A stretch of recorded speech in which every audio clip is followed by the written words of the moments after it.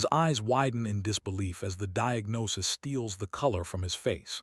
Xiao Yu'an, a corporate heir destined for power, faces a future that shatters his ambitions. He's the successor to a massive corporation, and he thinks he can handle anything thrown his way. He's about to be very wrong. Xiao Yuan introduces himself, a corporate heir walking through the admiring gazes of his peers as his shining black shoes carry him forward, a man destined for power and wealth. He moves through the crowd, past his assistant, with a quiet confidence, embodying the picture of success as all these eyes are on him. And he knows it, holding himself with an almost regal air. Walking side by side with his assistant, a man in a matching polished black suit, they are the picture of corporate power, their steps synchronized as they move through the city with skyscrapers towering over them. At his desk, a female colleague listens intently as he declares his simple ambition: to do his job well and just be a working elite, living an upright life, free from complications, apparently. A sudden shock rips through him, stealing the color from his face as his eyes widen in disbelief. Something truly devastating having just happened. Something that changes everything he thought he knew about his future.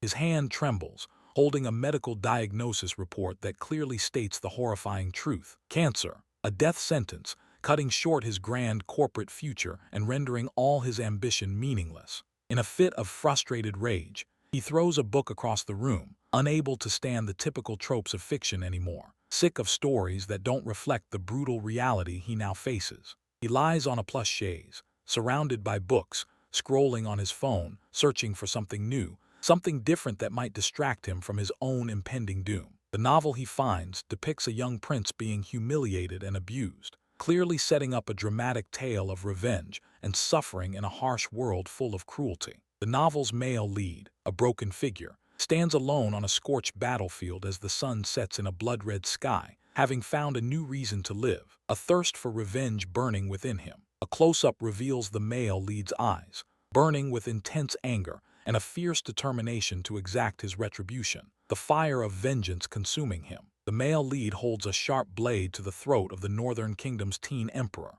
a stark image of his success as he brings the three kingdoms to their knees. Back in his modern office, the assistant reacts to the intense novel, exclaiming about its action-packed nature, while he glances away, looking a bit fed up with it all as the assistant is clearly more engrossed. He clutches his head, overwhelmed by the novel's endless plot twists and harem setup, finding it all a bit much, especially the protagonist's journey from being an asshole to the center of a harem. He dismisses his assistant, saying he's tired and needs to rest, his voice calm, but he just wants to be left alone with his thoughts and perhaps the terrible story he's reading. He types a comment on his phone, expressing his hope that the male lead truly loved the northern princess, believing that if she had given him a glimmer of hope, he would have loved her forever. He closes his eyes, drifting off to sleep in the armchair, surrounded by the books he'd been reading, the world of the novel and his own, fading as slumber takes him. His phone buzzes loudly next to him, a notification lighting up the screen, the time reading 9:21 p.m. But the world around him is about to change more than just the hour. The screen fades to black, with a final message shimmering across it. Only you understand him. This cryptic phrase marking the end of his old life and the beginning of something entirely new. His eyes slowly open, revealing an unfamiliar room with ornate red lattice windows. The modern world he knew is gone, replaced by an ancient, opulent setting. He sits up in a grand bed, his mind reeling as he looks at his hands, then around the lavish, unfamiliar bedroom, realizing this is definitely not his old apartment. His eyes widen further, and a single, exasperated curse escapes his lips as he fully comprehends his new situation. This can't be happening, but it clearly is. He looks around, taking in his new long hair and flowing ancient robes. This is an entirely different body, an entirely different life, steeped in history. He gazes at the lavish palace interior, complete with traditional screens and rich fabrics, and through the windows, he sees snow falling outside, a picture of an ancient Chinese kingdom. He silently questions the reality of his surroundings, trying to make sense of this sudden, inexplicable shift, wondering how he could have ended up here, in a place he's only ever seen in stories. He sits on the bed, deep in thought, wondering about the concept of reincarnation, when a maid, Hong Xiu, enters with a tray, offering to help him change, completely oblivious to his inner turmoil. Hong Xiu kneels before him, gently advising him not to grieve too long for the former emperor, her words only deepening his confusion and adding another layer to his strange predicament. He asks for a mirror, and receiving a bronze hand mirror, sees a beautiful young man reflected back at him, the new face of this confused ruler. Hangzhou sits beside the throne, offering tea, reminding him the old emperor's been gone long and it's time to let go. She says gently, real dignified stuff. A small smile touches his lips, a glimmer of amusement at his improbable luck. Even if he isn't the main character of this story,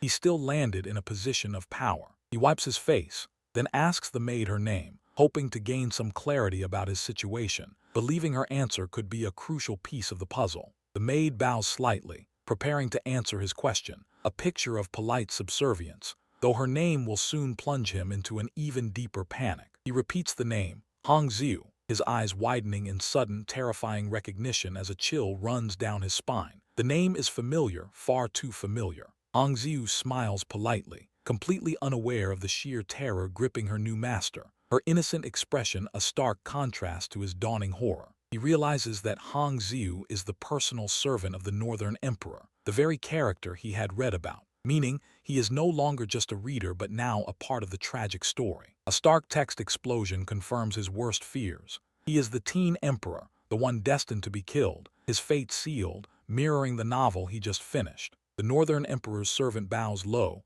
head down, her hands trembling as she processes the sudden change. She's really taking this hard. The servant's head snaps up, eyes widening in shock as the teen emperor's fate hits home and realization dawns. He pictures himself sitting attractively in the lavish interior of a luxury car, a life of comfort and power. That was the fantasy, far removed from his current dangerous reality. He imagines himself showering a girlfriend with gifts, bringing love out of sadness with romantic gestures, believing he could achieve anything in that world, unlike his current predicament. He steps out of the car, adjusting his tie, ready for the day ahead with the mansion looming behind him, a reminder of power, real dignified stuff. A chibi version of himself appears, admitting he could only manage the first part of being a tyrannical president, the irony of his situation not lost on him, even in despair. But how can he survive when the tyrant's fate is already sealed by the palace walls? He gazes up at the palace ceiling, a cold dread washing over him as he realizes he's the ill-fated teen emperor of the novel, meaning he's about to be killed by the male lead. Sitting upright, Xiao Yu'an laments his fate. He was a successful company president who hadn't even found a soulmate yet, and now he's stuck in this ancient world as a target for vengeance. He rubs his forehead, trying to clear his thoughts, and asks a waiting maid where the captured prince is being held. But the maid, initially confused, apologizes for her ignorance. He clarifies that he means the hostage prince, the one destined to become the male lead of his new, grim reality, and a wave of worry washes over him as he considers the future. A memory surfaces. The prince in the novel was stunning, even harem material, a dangerous thought for an emperor whose days were numbered, and he points decisively, ready to confront his destiny. Sweat beads on his brow. The internal monologue screams at him that keeping this particular harem member alive is a path straight to his own demise, a brutal death in the story. Outside, the palace stands grand and serene under a light snowfall, its intricate architecture a stark contrast to the dark fate awaiting its emperor, and the air is crisp,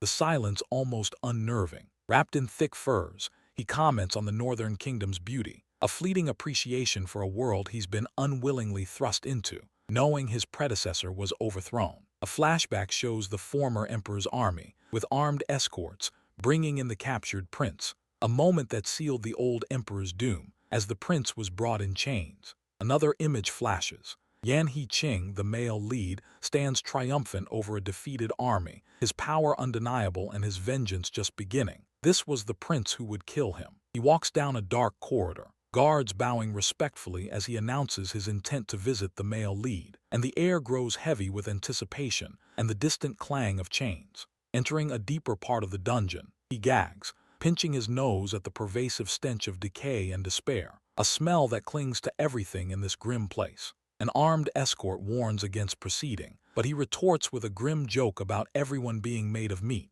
determined to face his fate, or perhaps change it. He sees a silhouette in the dim light, and a wave of impending doom washes over him, but still, he orders the gate opened, steeling himself for the confrontation. The armed escort slides open the heavy dungeon door, the grating sound echoing through the silence. each clang amplifying the tension in the air. He stands in the doorway, gazing at the captive prince, who sits chained on the cold stone floor, a picture of defiance even in captivity, and their eyes meet. A close-up reveals the captive's strong profile, his dark hair falling around his shoulders, conveying a quiet intensity that belies his current predicament. He stares down at the imprisoned prince, his gaze intense, a flurry of thoughts racing through his mind as he weighs his next move, and the moment hangs heavy. Yan Hiqing's eyes glow with a fierce, cold glare, a testament to his unbreakable spirit despite his chains. The male lead is truly stunning, even in this state. He realizes that in this world, it's either kill or be killed, and he's trapped in the role of the one destined for death. Suddenly, a sword is drawn with lightning speed, its blade glinting menacingly near Yan Hiqing's face,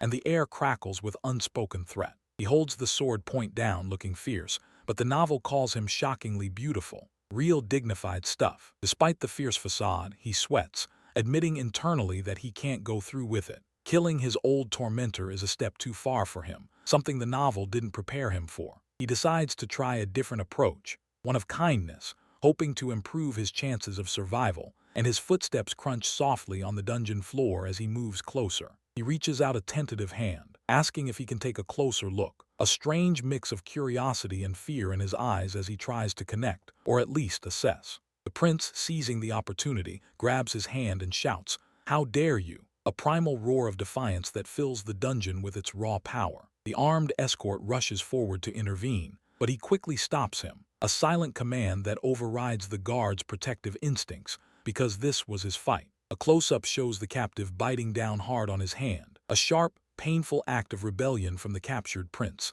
and it was a clear warning. He whispers something to the biting prince, a soft plea or a confused question, the exact words lost in the tense moment, as he wonders what he's supposed to do now. He turns away, clutching his injured hand, and orders medical treatment for the prisoner, an act of unexpected mercy in the face of aggression, knowing how badly this could have gone. The prince is left alone in the dark cell, his defiance etched into the cold stone walls, a solitary figure in the oppressive silence, still a potent threat. Later, the emperor sees the male lead washing in a pool with flower petals, and remembers the servant reminds him it's bedtime. He replies he'll leave soon. The servant nods, stepping back, and the emperor turns, heading out as night falls. Good night indeed. Later, back in the imperial bedchamber, the maid bows and wishes him good night, leaving him alone with his turbulent thoughts as the day's events replay in his mind. He stands alone in the vast, opulent room, the silence deafening after the dramatic confrontation in the dungeon, his future still very much uncertain. Yet the stillness surrounding Xiao Yu'an is shattered the moment he finds a moment to rest.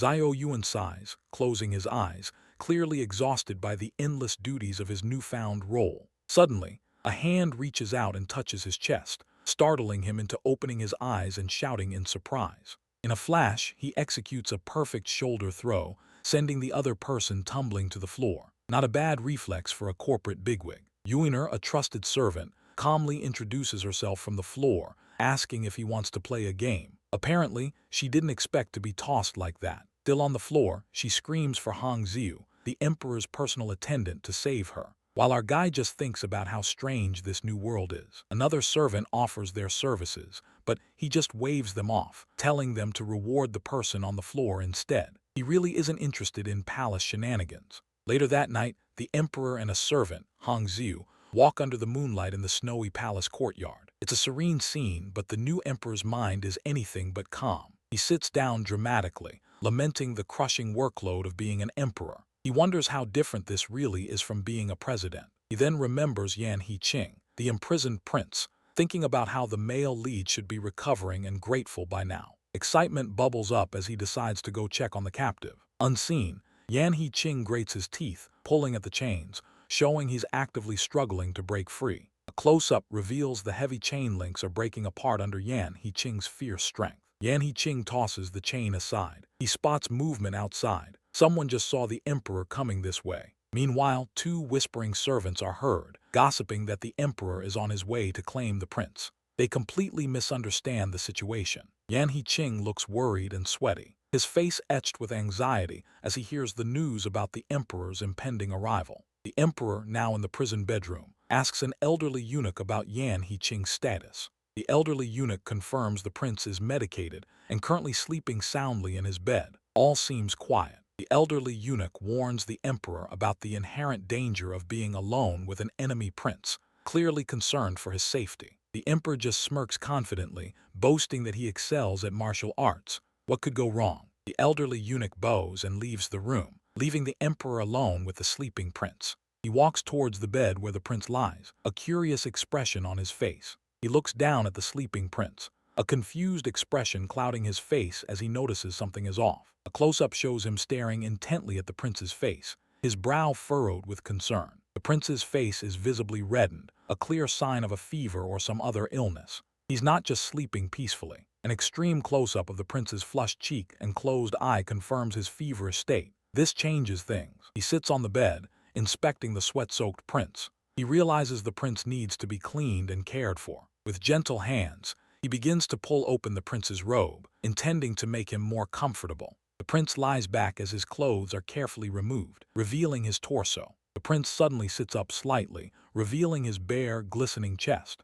It's a surprising sight. A close-up of the emperor's focused eyes shows his determination to help, despite the unexpected display. He holds the prince's clothing aside, ready to clean him and ease his discomfort. Another close-up of the emperor's eyes shows him looking resolute. He's committed to this task. The prisoner lashes out with a sudden kick. Bang! The emperor staggers back. Woe indeed, real dignified stuff. He tumbles backward, his hand grasping at the empty air as he falls to the floor. He lies pinned on the floor, looking up at the prince, who now looms over him, very much awake and very much a threat. The heavy silence shatters as the prince finally finds his voice to lash out. He leans in close, his face a mask of rage, accusing the captured prince, Yan He-ching, of the horrors inflicted on his people, the weight of a past he didn't live pressing down on him. His hand clamps hard onto the captured prince's jaw, forcing him to meet his gaze as tears stream down Yan He-ching's face, a silent testament to the pain and confusion of the moment. Xiao Yu'an pins Yan He-ching to the ground, a desperate, raw declaration escaping his lips that the dog emperor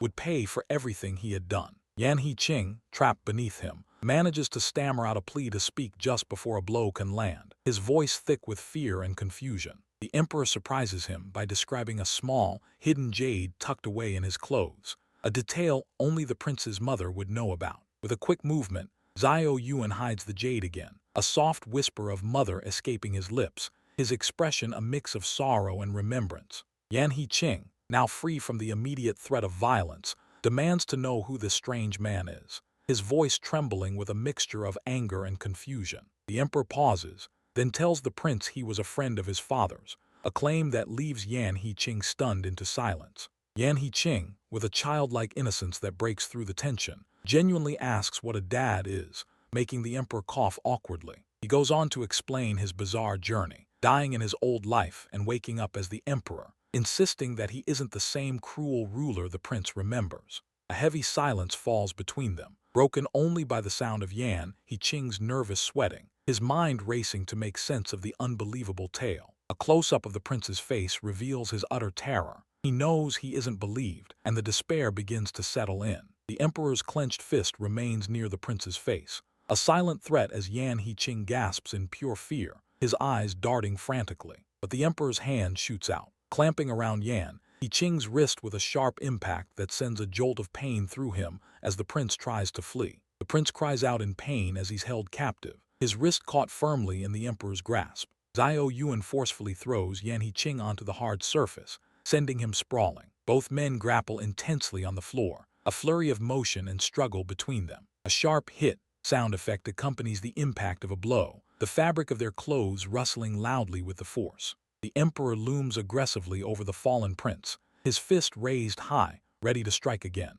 Yan He-ching lies defeated, screaming in sheer terror, his body trembling beneath the emperor's dominance. Through his tearful face, the prince thinks he's going to die again, resigning himself to his fate, when suddenly, a loud knock fills the chamber. Xiao Yu'an sharply turns his head toward the door, his expression snapping from anger to alert caution at the unexpected noise. From behind the door, Hong Xiu, a loyal guard, calls out to His Majesty, explaining that the night is dark and he's there to bring him back to the palace. Yan He-ching's face glistens with sweat, his eyes wide and panicked, utterly frozen in fear, unable to make a sound or respond. The emperor quickly claps his hand over the prince's mouth, silencing him instantly, a desperate move to prevent discovery. The guard outside warns that he will enter if he doesn't receive a response, his form visible through the door, ready to breach the room. With a soft creak, the door begins to open inward, revealing Xiao Yu'an bent over Yan He-ching, his hand still firmly over the prince's mouth, both frozen in place. A booted foot steps onto the floor from the doorway, belonging to Hong Xiu, the loyal guard, as he begins to enter the room. A close-up on the emperor's intense, wide eye shows him silently commanding the guard to don't come in, through sheer willpower. The guard, seeming to understand the silent message, turns his back, retreating from the doorway. He firmly closes the latticed door, shutting them once more in privacy. With a final clack, the door latches shut, sealing them inside once more. The emperor quickly speaks to the closed door, claiming everything is fine and instructing his guard to continue the night watch and never enter without permission. The guard acknowledges his orders and departs, his footsteps fading into the snowy night. Yan He-ching lets out a long, shuddering exhale of relief, his body finally relaxing on the floor after the near miss.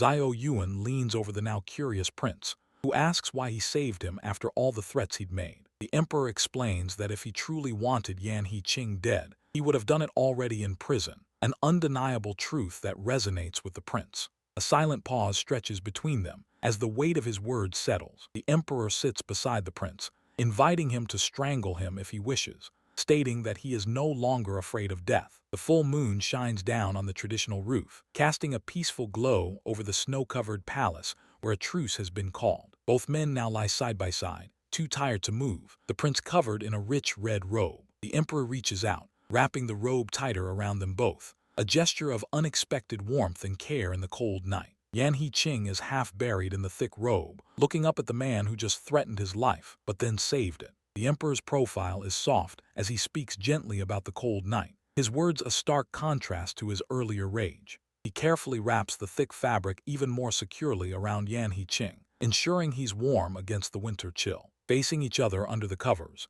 the emperor speaks about time and belief, hoping to earn the prince's trust and explaining his own complicated feelings. An awkward silence follows, represented by a trail of dots, as the depth of his words sinks in. Xiao Yu'an, flustered, quickly corrects himself after almost saying "I'm yours," awkwardly changing it to "I'm your helper." Suddenly, there's a burst of comedic violence, with sound effects of a punch and a subordinate flying through the air. The emperor's face flushes red as he stammers out his correction, clearly embarrassed by the whole exchange. But that fleeting moment of levity is quickly eclipsed by the weight of his mounting responsibilities. The emperor's eyes look tired, with dark circles betraying he stayed up all night, which is real dignified stuff for the new ruler. From above, the bed shows the two men nestled close under the covers, completely at peace after the night's events. A hand then moves, disturbing the fabric as someone begins to stir, pulling themselves into a sitting position. Yan He-ching sits on the edge of the bed, calm and collected,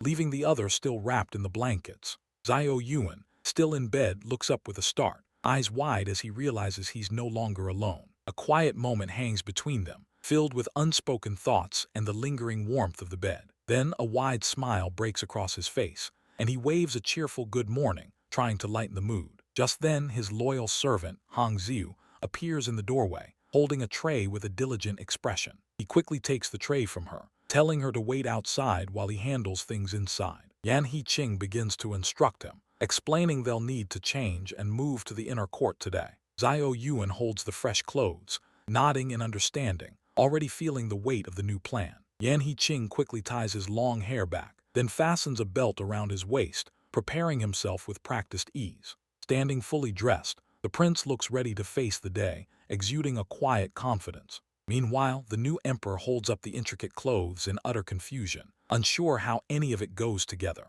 The prince watches him struggle from a short distance, a faint amusement playing on his lips. Xiao Yu'an starts to sweat, panicking slightly under the prince's intense stare, the clothing a baffling puzzle. He worries about the maid seeing the mark on his neck. That would be a very awkward conversation to have. Suddenly, hands reach in, grabbing the fabric of his robe, pulling it into place. Yan He-ching stands right behind him, deftly adjusting the collar of the robe, his presence commanding. Xiao Yuan's face shows pure terror, with beads of sweat rolling down as he tries not to scream. The prince's serious profile is close, his voice a low command to stop moving as he lifts the new emperor's chin. Their faces are inches apart, the proximity startling and undeniably intense for our guy. The prince then fastens a beautiful jade pendant to the new emperor's robe, confirming the inner court plan. Standing together, both men are now fully dressed, ready for whatever the day in the inner court might bring. But that calm is shattered the moment a servant announces General Sun's arrival at the palace gates. A servant announces General Sun's arrival at the palace gates, noting he's the very one the general once threatened to imprison. His earlier words now hang heavy in the air. The emperor, Xiao Yu'an, is actually lamenting his endless paperwork at his desk. He suddenly panics, looking wide-eyed and worried as he asks about the general's current whereabouts. A wave of anxiety washes over him. Outside in the snow-covered courtyard, General Sun stands tall and imposing, while the young emperor kneels before him, the cold biting at his skin. Real dignified stuff. The formidable general introduces himself, reminding everyone present of his past victory over the northern Yan kingdom. His voice rings with authority. Eunuch Xiao, a palace official, then asks if His Majesty plans to punish the old general for his perceived insolence. A heavy tension fills the snowy air. Xiao Yu'an, in a dramatic move, falls face down into the snow, apologizing profusely to the stern general. He just wants to avoid any further trouble. An hour later, the general lectures the seated emperor, his words echoing in the chamber. The young ruler listens patiently, taking it all in. The general eventually takes his leave, wishing the emperor a good trip as he departs. The young ruler breathes a sigh of relief. The emperor thinks to himself that as long as he doesn't get anyone else into trouble, he should be safe. A cautious hope flickers within him. A servant then brings tea and informs His Majesty that Hangzhou, a lady of the court, is in the royal garden. The news piques his interest. The emperor decides to go look for her in the royal garden. A small journey might clear his head after the general's visit. Meanwhile, Yan Hiqing sits alone, clutching a small object, his silent plea for more time hanging heavy in the air. His struggle is evident. Suddenly, a shout pierces the quiet, ordering him to get to work immediately. His moment of quiet contemplation is abruptly broken. He walks through the beautiful, snowy garden with his supervisor, Eunuch Xiao. The crisp air offers little comfort. The supervisor tells him that on his first day, he'll be given an easy job. A sly smile plays on the older man's lips. The supervisor then points to the ground, ordering him to clear all the snow before sundown. The task seems simple enough, but the conditions are harsh. Yan Hiqing, looking confused, asks for a broom. He expects the proper tools for the job. The supervisor explains that normally they would provide a broom. The implication hangs in the frosty air. The supervisor then mocks him, saying he's receiving special treatment from the emperor and thus won't get a broom. A cruel twist of fate. Yan Hiqing clenches his fist in frustration, realizing the true nature of this special treatment. Anger simmers beneath his calm exterior. Eunuch Xiao leans in suggestively, offering a way out if the emperor no longer wants him. A sinister proposition is made. He immediately slaps the supervisor across the face. A sharp crack echoes in the quiet garden. Eunuch Xiao reels back in shock, asking if he truly thinks he's favored by the emperor. His arrogance is palpable. The furious supervisor pulls out a whip,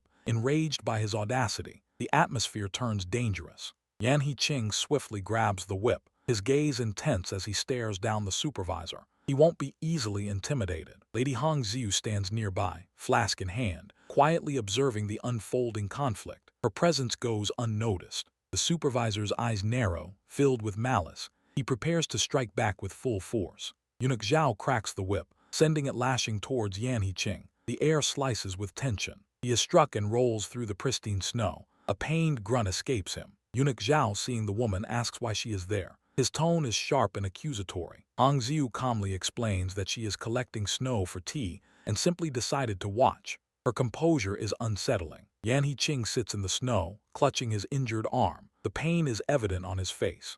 Hangzhou then tells him that if he can tame the emperor, he can tame any beast. Her words hold a cryptic wisdom. She adds that his current efforts are not enough for the emperor. A challenging critique is delivered. The supervisor agrees with Hangzhou, raising the whip high for another strike. His anger still burns fiercely. Suddenly, a shout of "Stop it!" rings out, freezing everyone in place. The emperor has arrived, his face a mask of fury. Xiao Yu'an stands majestically in the snow, declaring that no one hits what belongs to him. His possessive words echo, asserting his authority and protecting his own. But as the snow settles and time drifts by, the true danger finally reveals itself. The biting wind screams its mournful song over a silent courtyard, but Xiao Yuan only feels cold fury as he gazes down at Yan He-ching, unconscious in the snow, his eyes flashing at the sight of Hong Xiu kneeling nearby, her face a mask of fear. He doesn't wait for an answer, his voice booming through the frozen space, demanding to know how this happened, his anger a stark contrast to the biting cold. Hong Xiu immediately bows her head to the ground, begging for forgiveness and accepting all blame, pleading for her life as the emperor looms over them. With the unconscious man bundled awkwardly in his arms,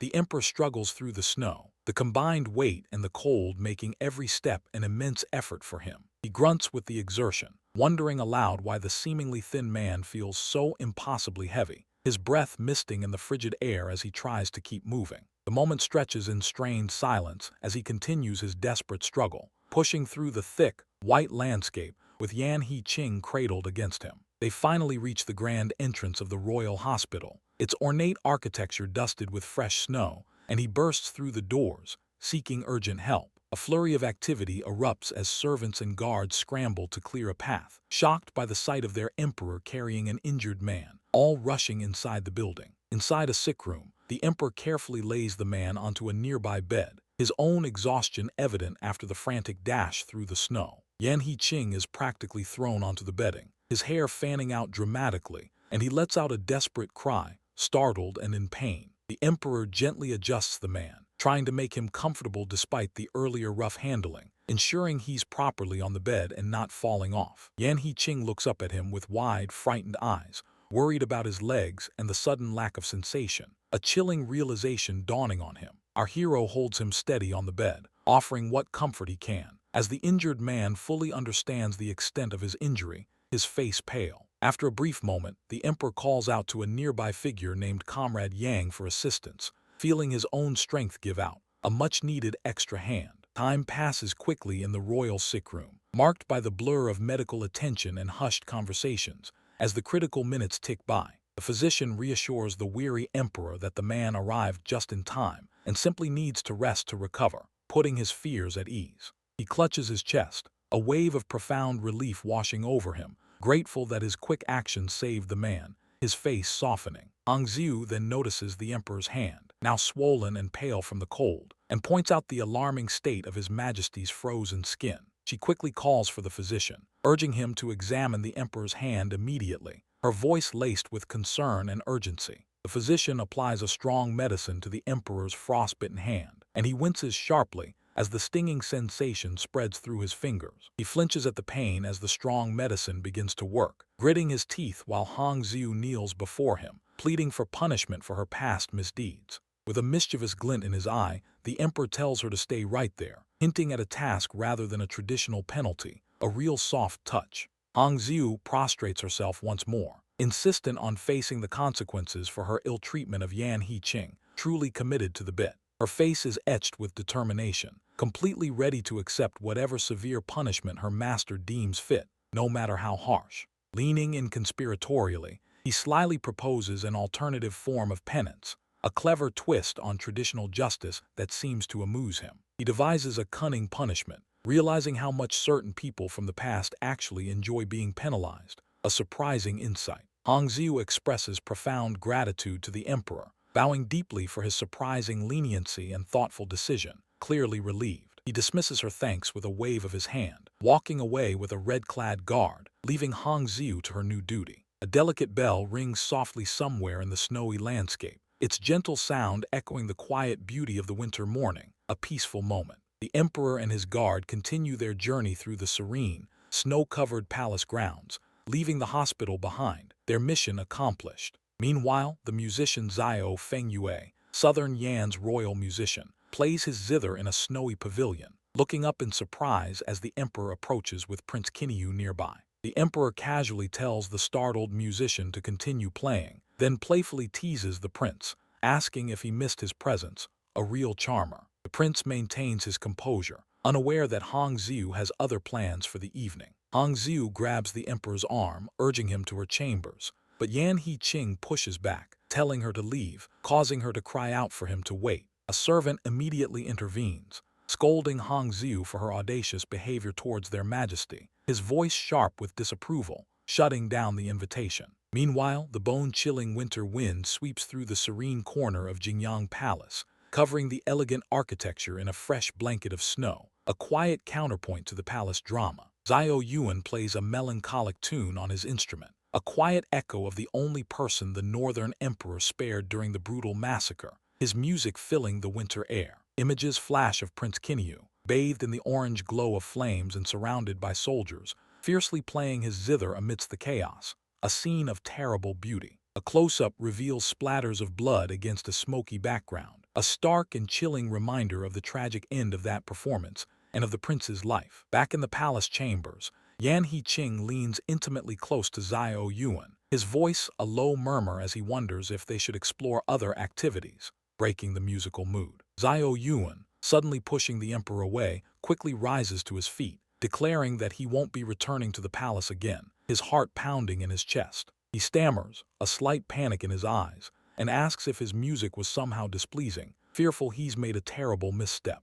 Yan Hiqing, his expression unchanged, assures him that his reward for the performance will not be forgotten, a strange promise for a displeased emperor. The emperor watches as Xiao Yuan turns and begins to walk away, making his departure from the imperial chambers, leaving him alone once more. Our guy walks alone through the quiet palace grounds, the text on screen suggesting his thoughts are heavy and complex as he processes everything. Early in the morning, the protagonist secretly watches the emperor from a safe distance, observing his movements with keen interest, trying to understand him. A close-up shows our guy's eyes widen, a clear realization dawning on him about the true level of danger this emperor represents, a chilling awareness. The protagonist practices his moves, expertly wielding a wooden sword in a series of swift and acrobatic maneuvers, honing his skills in secret. He lands perfectly, only to find the emperor standing right there, his sudden appearance causing our guy to freeze mid-motion, feeling caught.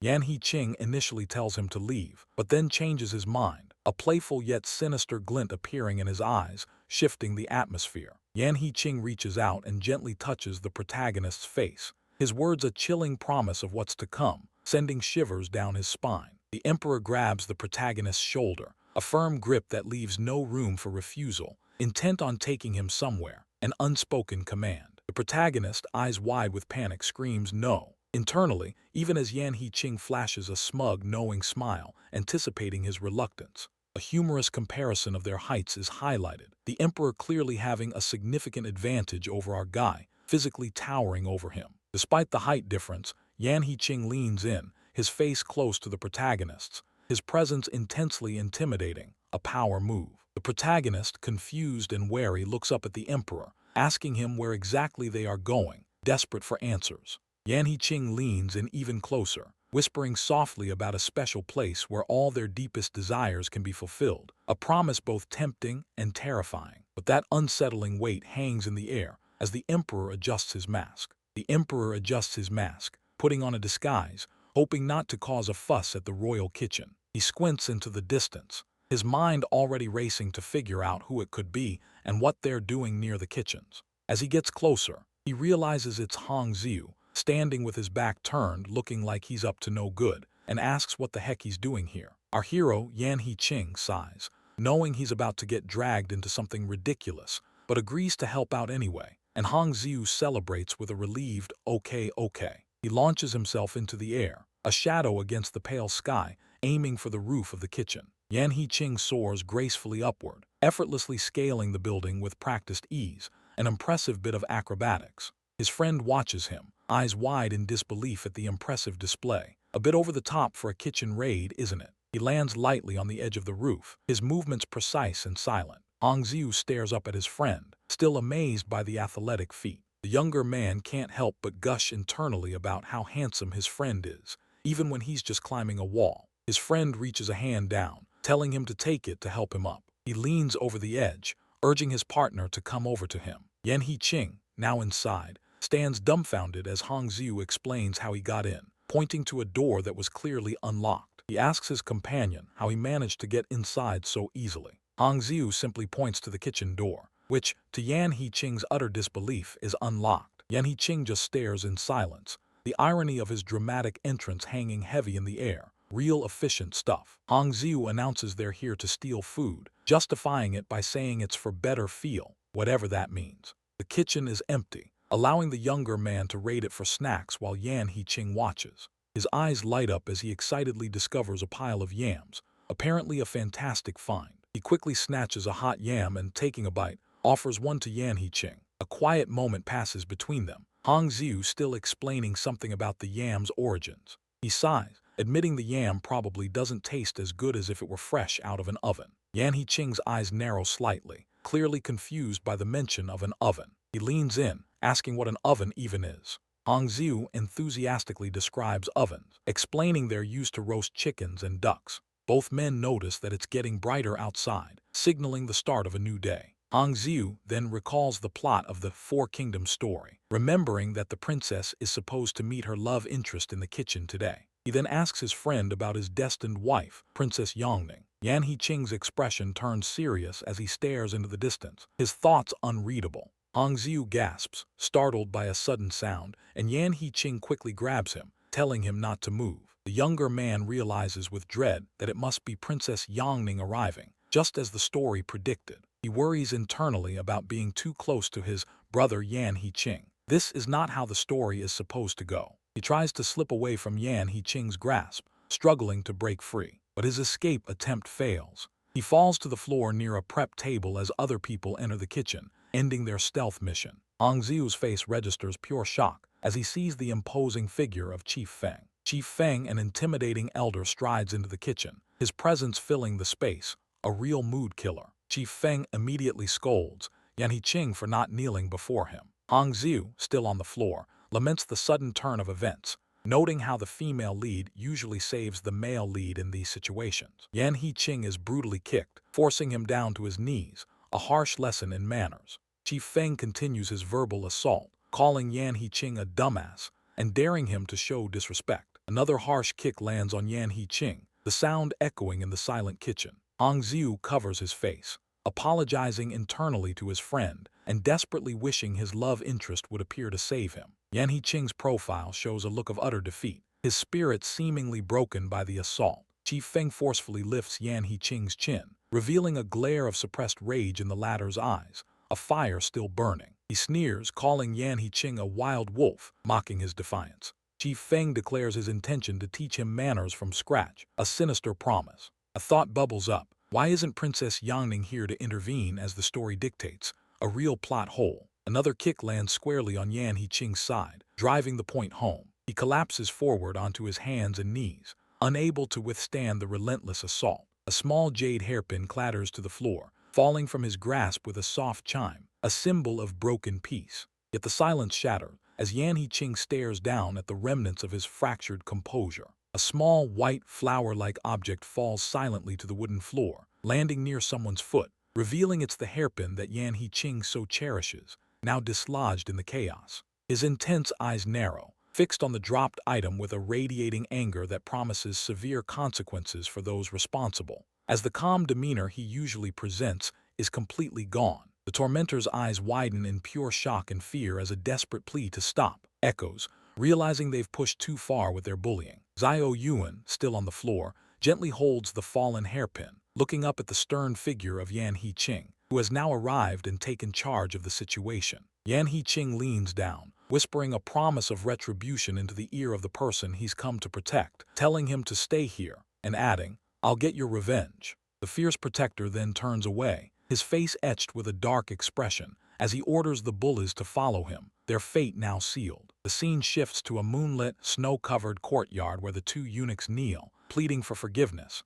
their voices thin against the cold. Their apologies are quickly dismissed, as the stern royal dictates a strange mantra they must now recite. "As long as I don't ask for death, I won't die in pain." The eunuchs beg for mercy, their voices trembling, but the emperor isn't listening, only wondering why apologies fix nothing. Real dignified stuff. One of the eunuchs mutters under his breath, realizing that even with intelligence, they might still face death for bullying the male lead of this story. The royal's expression twists in confusion, not quite catching the mumbled, self-pitying remark from the punished man. The protector then explains the requirements for their test, punctuating his demand with a firm hit on a eunuch's head, to ensure they keep count of the required repetitions. From a slight distance, Xiao Yuan watches the unfolding scene, listening to the forced, repetitive mantra echoing through the crisp air. A close-up reveals our protagonist's thoughtful, perhaps grim, expression as he processes the harsh justice being served. Later that night,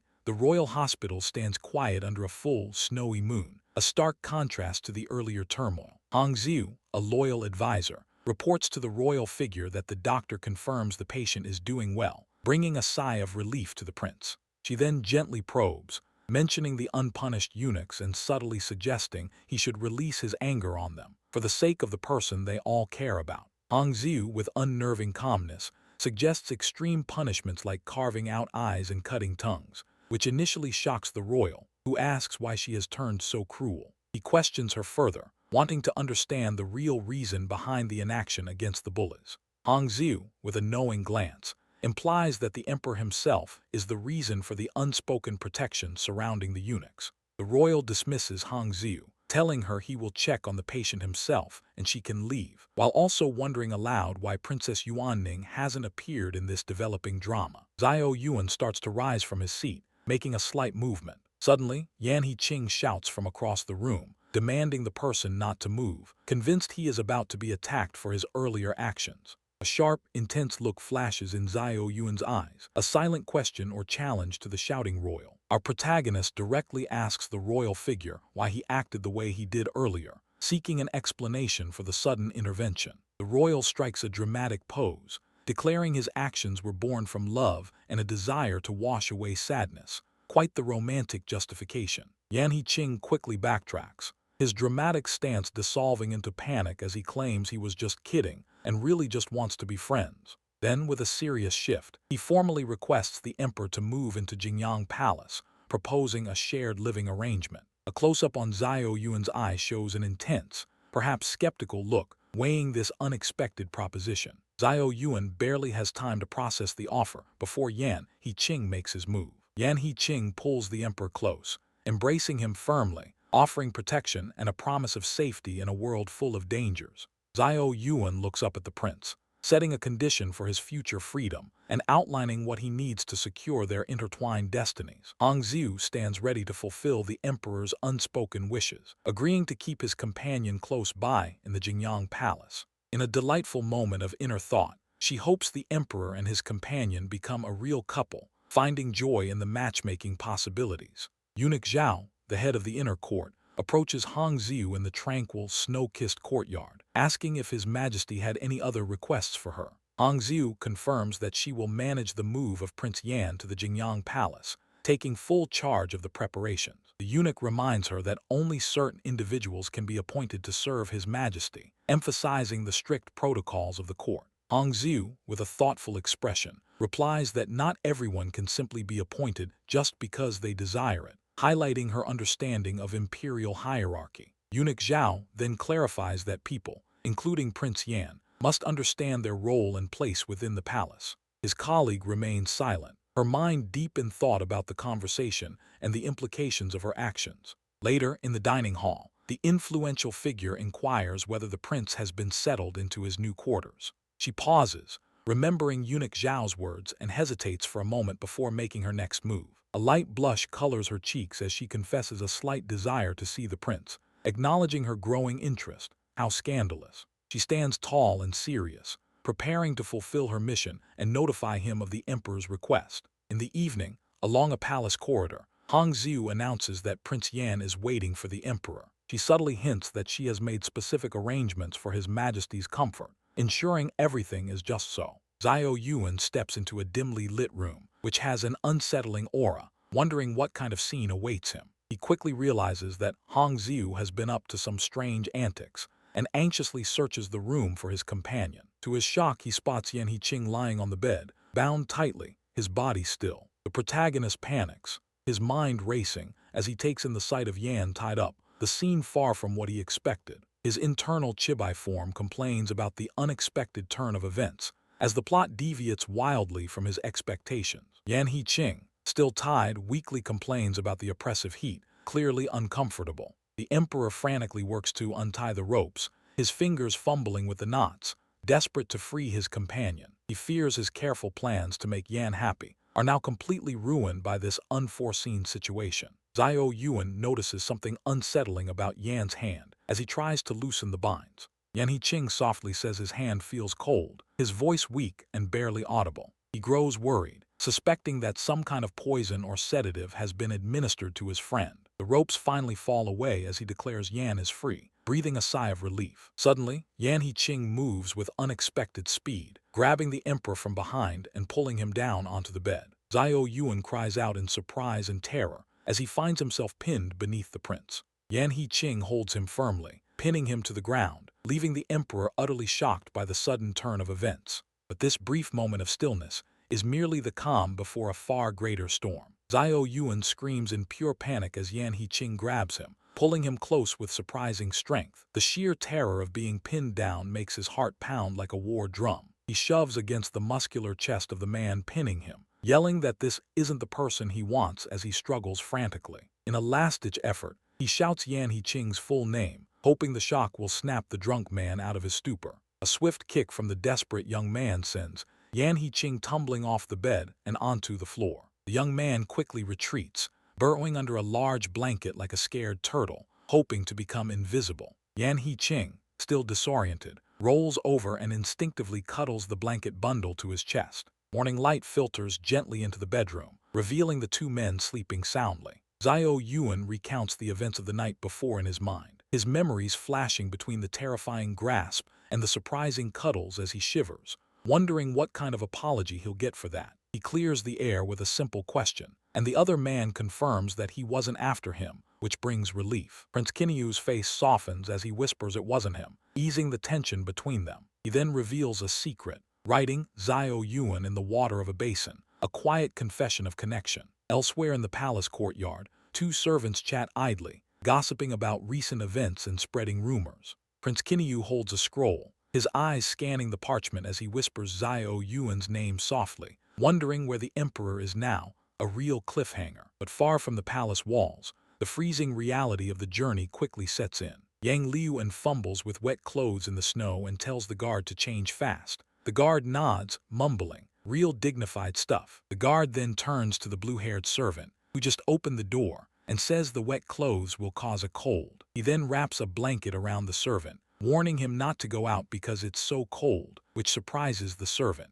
Yang Liuan questions why the servant isn't attending to Child Yan, and the servant explains that Child Yan is currently in the presence of His Majesty, leaving him with free time. He then reveals that he, too, was granted a break from his duties, taking a walk that led him right here. The warnings then begin as Yang Liu and gravely cautions the servant about the perils of being close to the emperor, suggesting that such favor often brings suffering in the Jingyang Palace. Real comforting stuff. As the chimes ring out, signaling the time for the guard's roll call, Yang Liuan realizes he must leave quickly to avoid raising any suspicions, and he makes a move to depart. The servant, however, reaches out and gently grabs his arm, making him pause before he can disappear into the night. Instead of speaking, Yang Liuan hands over his personal sachet, promising the servant that this small charm will offer protection. The blue-haired servant accepts the small, protective pouch, his expression filled with gratitude, and clutches the sachet tightly. Standing on the snowy path, he vows to cherish the sachet, promising to guard it carefully. He then helps Yang Liuan with his outer cape,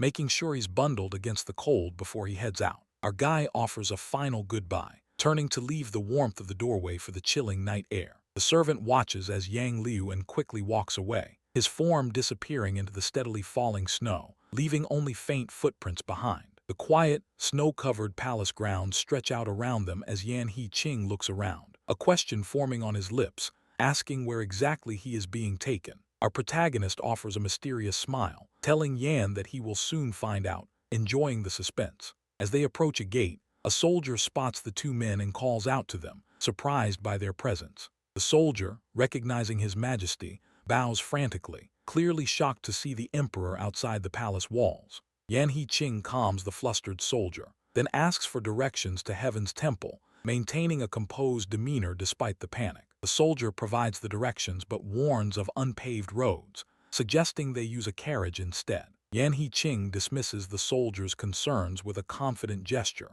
pointing out that he has our protagonist as his bodyguard. He looks up at the solemn, snow-covered temple complex, its architecture silent against the winter sky. The protagonist explains that this is the Northern Kingdom's temple, a place where the belongings of the deceased are kept. He then asks Yan to wait for a moment, saying he needs to go inside to retrieve something important. Yan He-ching stands alone in the snow, watching our protagonist disappear into the temple, the air still and silent. A crimson sunset suddenly washes over the scene, staining the snow like blood, and Yan is plunged into a traumatic memory. He relives a chaotic war scene, soldiers clashing amidst fire and destruction, the sounds of battle ringing in his ears. A dying warrior, his father, urges his son never to forget, to seek revenge for their fallen kingdom. The young son kneels before his father, his face filled with determination, vowing to fulfill that final, grim wish. A sword appears and text explains its history. Yan's father's suicide weapon, now a war trophy. Our protagonist holds out the heavy sword to Yan He-ching,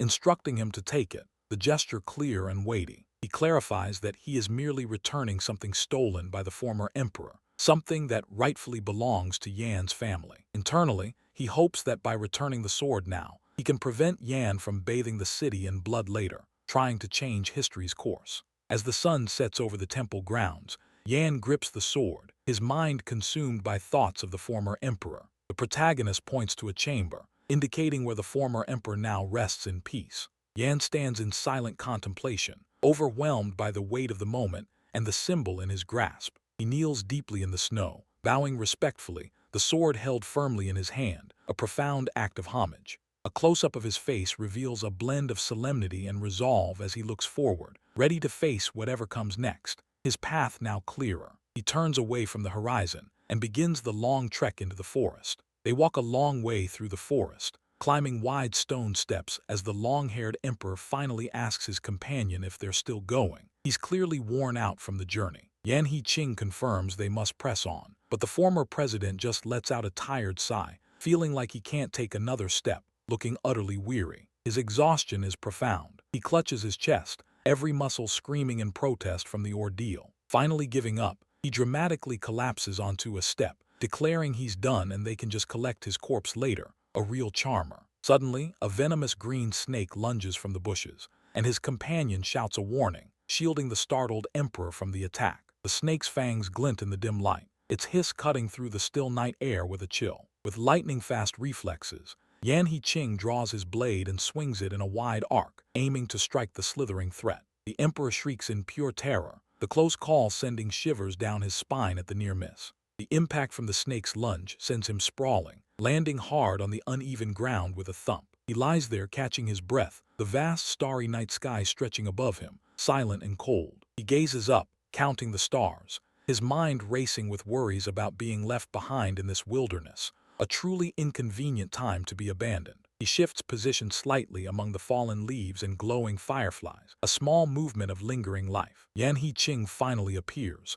standing over the reclining figure, asking if he's here to collect a body, playing along. The emperor quickly denies it, sitting up a little to protest his dead status among the foliage. He then scolds the warrior, telling him to move because he's blocking his view of the stars, a hint of his old, demanding nature shining through his intense eyes. Yan He-ching kneels beside him, noticing his injured foot still resting in its shoe on the ground. The emperor explains he can't stand, not knowing if his foot is just sprained or actually dislocated, while his companion begins a gentle examination. Yan He-ching carefully rotates the injured ankle, the emperor watching with a wince, dreading the impending pain. He screams out in pain as the warrior manipulates his foot, the sharp sensation echoing through the quiet night. The emperor quickly apologizes for his outburst, embarrassed by his reaction to the intense pain, as if it wasn't perfectly understandable. With a quick clack, Yan He-ching uses his fine blade to cut a sturdy branch for a splint. What a waste of good steel. Then, with a tear, he rips a strip of cloth from his garment to use as a bandage for the wound. Yan He-ching finishes his medical work, and the emperor, still reeling from the pain,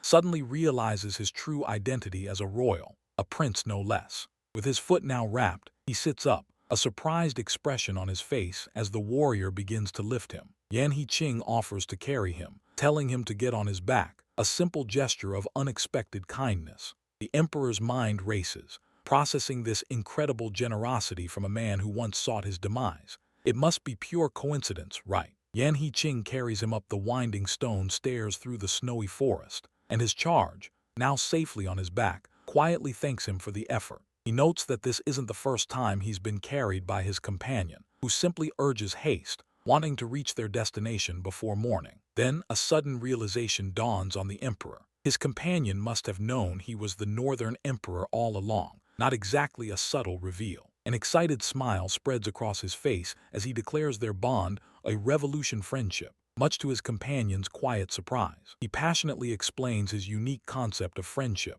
one that transcends life, death, and distance, silent and enduring like a distant star. The emperor beams happily, practically glowing with his declaration, while his companion listens stoically, absorbing the strange new words. Inspired by the beautiful night sky, he starts to hum a friendship song, a little cough escaping as he begins, setting the mood. He continues singing loudly about life, death, and wine, oblivious to his surroundings as they walk along. With a sudden bang, they collide with a tree trunk, the emperor looking utterly dazed from the unexpected impact. His companion tells him to stop singing or they'll both fall, ordering him to hold on tight to avoid more collisions. The emperor quickly agrees to stop his singing, and they continue their journey through the quiet, snowy woods. They eventually approach the grand palace stairs, the towering structures now visible in the distance, a sight for sore eyes. The illuminated traditional palace buildings stand majestically across the water, a beacon in the night, guiding them home. As they arrive, the emperor requests that his companion say his name, but their arrival is met with Hongxiu, who points his sword upward, accusing his companion of kidnapping and threatening execution. The captain, Hongxiu, points a fierce sword, shouting a grave accusation that he's taking the emperor from them and demanding everyone take down Yan He-ching to return him to his rightful place.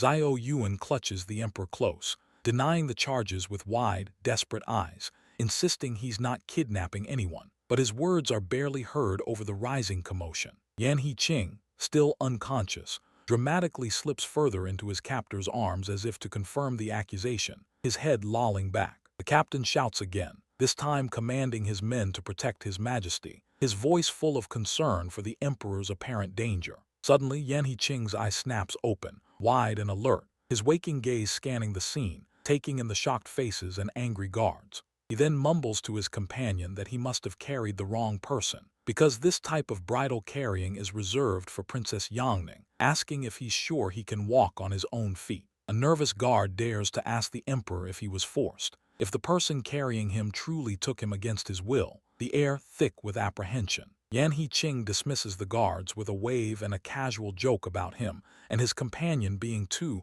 lovey-dovey, adding to the awkwardness of his made-up excuse. The guards react with expressions of shock and bewilderment to the emperor's playful dismissal, unable to quite believe what they're hearing, especially the word played, hanging in the snowy night. The emperor, still in his companion's arms, then jokes about how he can't be a workaholic in the palace without overtime pay, telling him to go rest already under the full moon. The narration reminds us that gossip is the fastest way people communicate, the very core of human interaction, making life interesting indeed. That night, the story of the emperor's late-night excursion spreads like wildfire through the entire palace, reaching even the distant Jingyang Palace as snow falls softly. At Jingyang Palace, a young musician, Xiao Fengyue, sits pensively in the cold night, wondering aloud if the scandalous gossip could possibly be about him, specifically if it's Luan. A figure in pink robes approaches, commenting on the cold weather and suggesting the musician can enter at any time, then asking if he is truly great at playing and if he has ever performed for His Majesty. The musician sweats,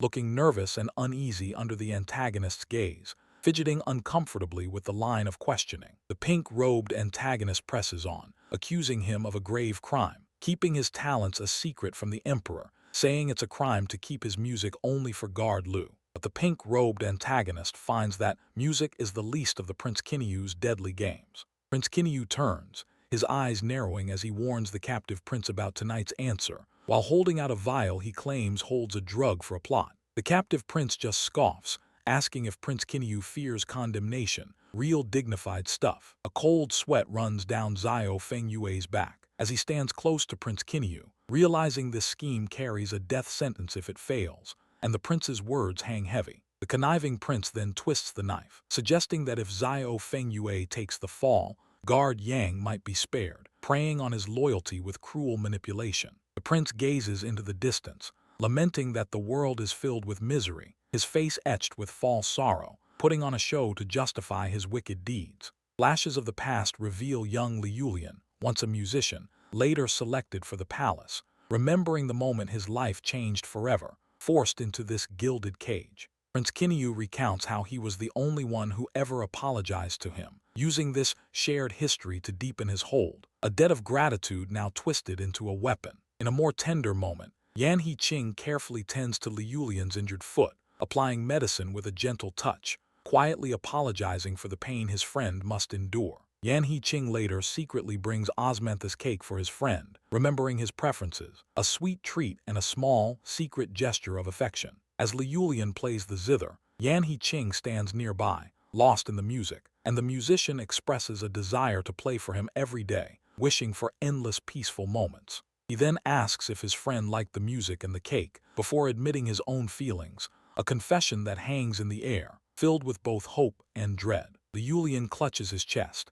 accepting the weight of their unspoken love and the danger of their emotions, which are punishable by death, but he embraces them regardless. A fierce determination shines in Liulian's eye as he vows that Yan He-ching must live on, even at the cost of his own life, a desperate promise in a cruel world. Xiao Yu'an, the emperor, sits on his bed, questioning a nervous doctor about his foot while a maid looks on, observing the scene with practiced discretion. The doctor's constant chatter gives the emperor a headache, so Hongxiu, the maid, quickly drags the rambling physician out, sparing her master any further annoyance. The emperor, now alone, orders Hongxiu to call for Yan He-ching specifically to treat him. He wants his specific touch for the healing, already knowing what he truly desires. Yan He-ching enters and approaches the bed where Xiao Yu'an is reclining, carrying himself with calm dignity, ready to perform his duty. Xiao Yu'an complains he doesn't understand the medicines and asks why Yan He-ching was summoned if the doctor already came,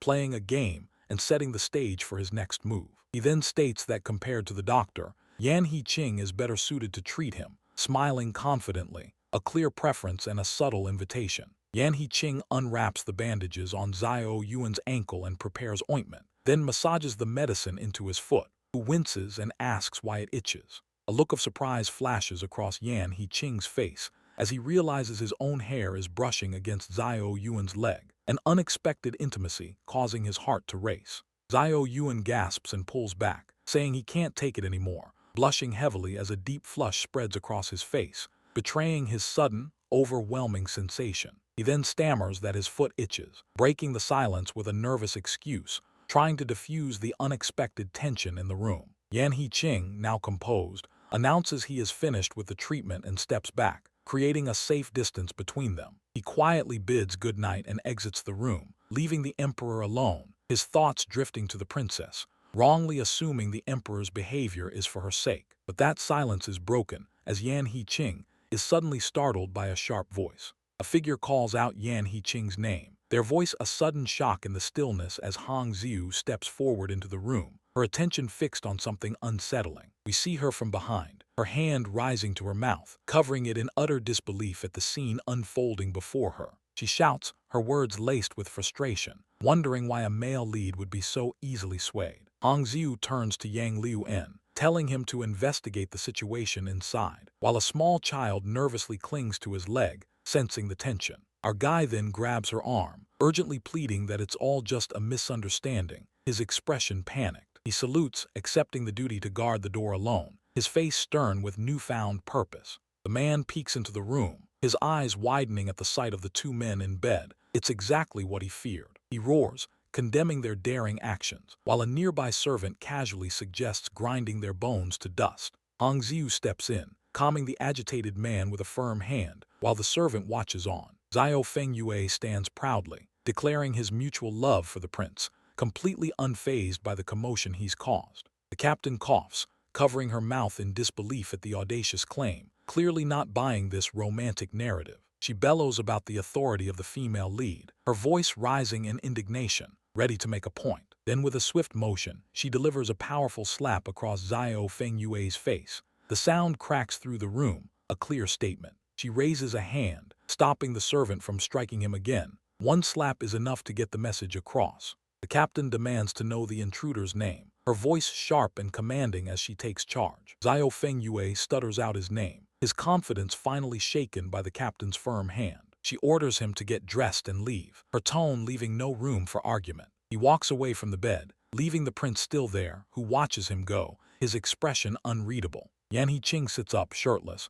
his gaze intense and serious, clearly processing whatever just happened. The captain then dismisses her attendant, wanting to speak with the prince alone, knowing this conversation needs privacy. In the palace corridor, Yang Liuan stands rigidly at his post as Xiao Fengyue walks past him, the tension still palpable. A close-up shows Xiao Fengyue's wary expression, his eyes holding a troubled look. This whole ordeal has definitely taken its toll. Back in the room, the captain presses the prince for answers, needing to understand what exactly happened here. She asks him why he's not speaking, urging him to explain himself, as the silence isn't helping his case. Yan Hiqing, still undressed, finally breaks the silence, stating firmly that he has been framed. He then asks if the captain actually believes his story, needing her trust in this moment. They sit together, and she confirms her belief in him, though she gently scolds him for being so foolish. The captain points out he's still naked, telling him to put some clothes on because professionalism must be maintained, even in crisis. He begins to dress, his well-defined muscles hinting at his strength. The captain covers her eyes, overwhelmed by the sight, trying to keep it together. Yan Hiqing drapes a white robe over his shoulders, finally covering himself, and a semblance of decency returns. He adjusts his belt, now more composed, as they discuss the musician involved in the setup, needing to get to the bottom of this. He recalls the previous night's visit and the porridge he consumed, as details start to click into place. The captain realizes the food was offered under her name, a cunning deception, and someone is trying to stir up trouble. They confirm the porridge was indeed laced, and they delve into the musician's motives, knowing this was no accidental prank. She deduces the musician likely had no personal grudge, and was merely a pawn in someone else's scheme, a clever move by the true culprit. They both agree that Xiao Fengyue must be sent away from the palace to prevent any future incidents, as his presence is clearly a liability. This calculated exile shatters the remaining peace, igniting a desperation that consumes Yang Liuan. Yang Liuan, a devoted lover, shouts his plea for a final visit with his zither player, his words echoing in the cold air, though the frosty air does nothing to cool his burning agony. Xiao Yu'an stands impassively, his mind wrestling with why this man would care so deeply about a mere musician, questioning the true motives behind such fervent emotion. The devoted lover bows so low his head nearly touches the frozen ground, offering his own life in exchange for one more moment with his darling. That's a real committed move. He cuts Yang Liuan off sharply, refusing to let him speak of death, and then orders him to lead the way to the distraught zither player, for time is truly of the essence now. They arrive at a wooden lattice door, and a hand knocks gently, signaling their arrival to whatever lies beyond. Xiao Yuan and the devoted lover stand together outside. He wastes no more time with pleasantries, deciding to simply enter the room without waiting for an answer. The door bursts open with a dramatic clatter,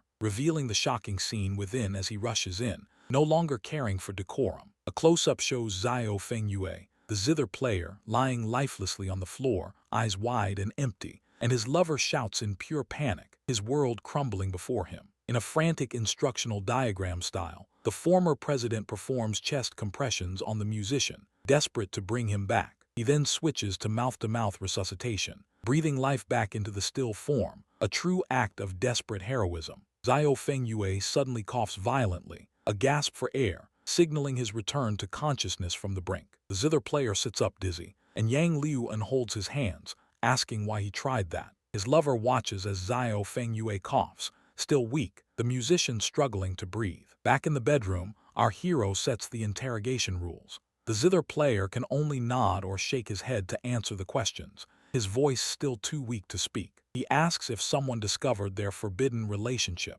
and the zither player weakly nods, confirming the fears. Then he asks if they were threatened into framing Yan Hiqing, and the zither player nods again, a silent confirmation of the vile coercion. Our protagonist explains to the devoted lover that the zither player acted only to protect him, a selfless act born of deep affection. He then turns his wrath on the surrounding servants, angrily firing them all for their failure to protect the zither player and keep the secret. He whispers secret instructions to the devoted partner. Get medicine and meet at the east gate with the zither player, plotting their escape. The devoted lover's face registers shock and disbelief as he stutters, trying to ask if he's hearing this correctly. Our hero cuts him off abruptly, emphasizing that there's no time for questions or hesitation, only immediate action. Later, in what appears to be a throne room or study, he discusses with Yan He-ching how the two lovers were cleverly framed, unraveling the plot. He quotes a proverb, then declares his new mission. He will be Cupid Xiao, determined to reunite the separated lovers.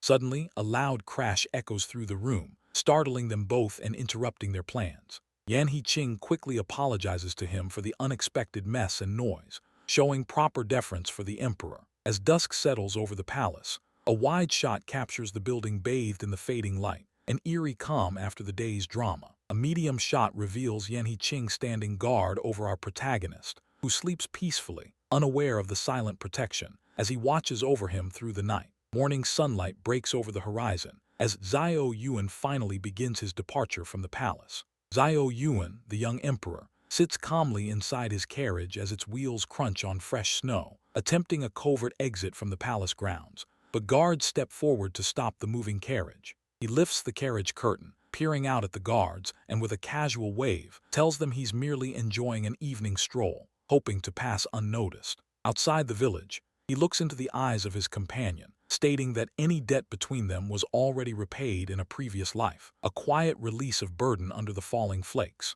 Our protagonist then precisely details a date and a hidden spot for future intelligence gathering, making sure his loyal follower understands the urgent timeline. With a serious expression, he explains the conditions for a safe retreat, emphasizing that failure means a permanent escape from their current predicaments. His companion, Liu En, bows deeply in the swirling snow, assuring him that every detail of the emergency dead drop protocol is committed to memory, a silent promise of loyalty. Back at the main palace gate, the Xuanwu Gate sign stands watch as snow continues to fall, revealing a vast courtyard and the imposing entrance. Hong Xiu steps forward, urgency in his voice, asking why the emperor returned alone and where the carriage disappeared to, a silent question hanging in the cold air. The emperor stands calmly before the questioning official, simply stating that he exchanged the carriage, as if it were a common occurrence, not a secret operation. He then imagines a romantic scene of two loyal hearts clasping hands under blossoming pink flowers and fluttering butterflies, a vivid metaphor for their bond. Reality quickly returns as Yan He-ching stands behind him, a literal question mark hovering over his head, utterly baffled by the emperor's mysterious comment. Yan He-ching approaches from behind, carrying a thick fur robe, concern etched on his face as the emperor stands exposed to the biting cold. The emperor turns around as his companion gently asks if he was waiting for him, admitting he forgot his own robe in his haste, a small moment of vulnerability. Yan He-ching carefully wraps the fur robe around the emperor's shoulders, pulling him closer into the warmth, an intimate gesture of care and protection. Their hands touch briefly as the emperor sincerely thanks him for the thoughtful gesture, a quiet exchange of gratitude in the falling snow. Suddenly, a gasp escapes the emperor's lips as he realizes he failed to ask about the assassin who threatened Yan He-ching earlier, a critical oversight now flooding his thoughts. He turns to Yan He-ching, distress in his eyes, but his companion calmly reassures him, saying it's no problem at all, downplaying the danger. The emperor insists that it is indeed a serious problem, arguing that the enemy's next move remains unknown, leaving them vulnerable to further attacks. He pouts for a moment, then a confident grin spreads across his face, declaring himself perfectly capable of solving any harem problems, as he is, after all, a talented president. Under the snowy palace grounds, the emperor boldly states he'll send away all the men in the Jing-Yang Palace and terminate their agreements with generous compensation. Yan He-ching questions whether this drastic plan might cause unrest and unease among the court officials, worried about the political fallout. The emperor explains his strategy, referencing ancient methods where removing the harem completely eliminates the enemy's strike zone, a historical justification for his bold move. Yan He-ching kneels in the snow, looking up at his emperor, confessing that his worry is specifically for him, not the broader political implications. A close-up reveals Yan He-ching's deeply concerned face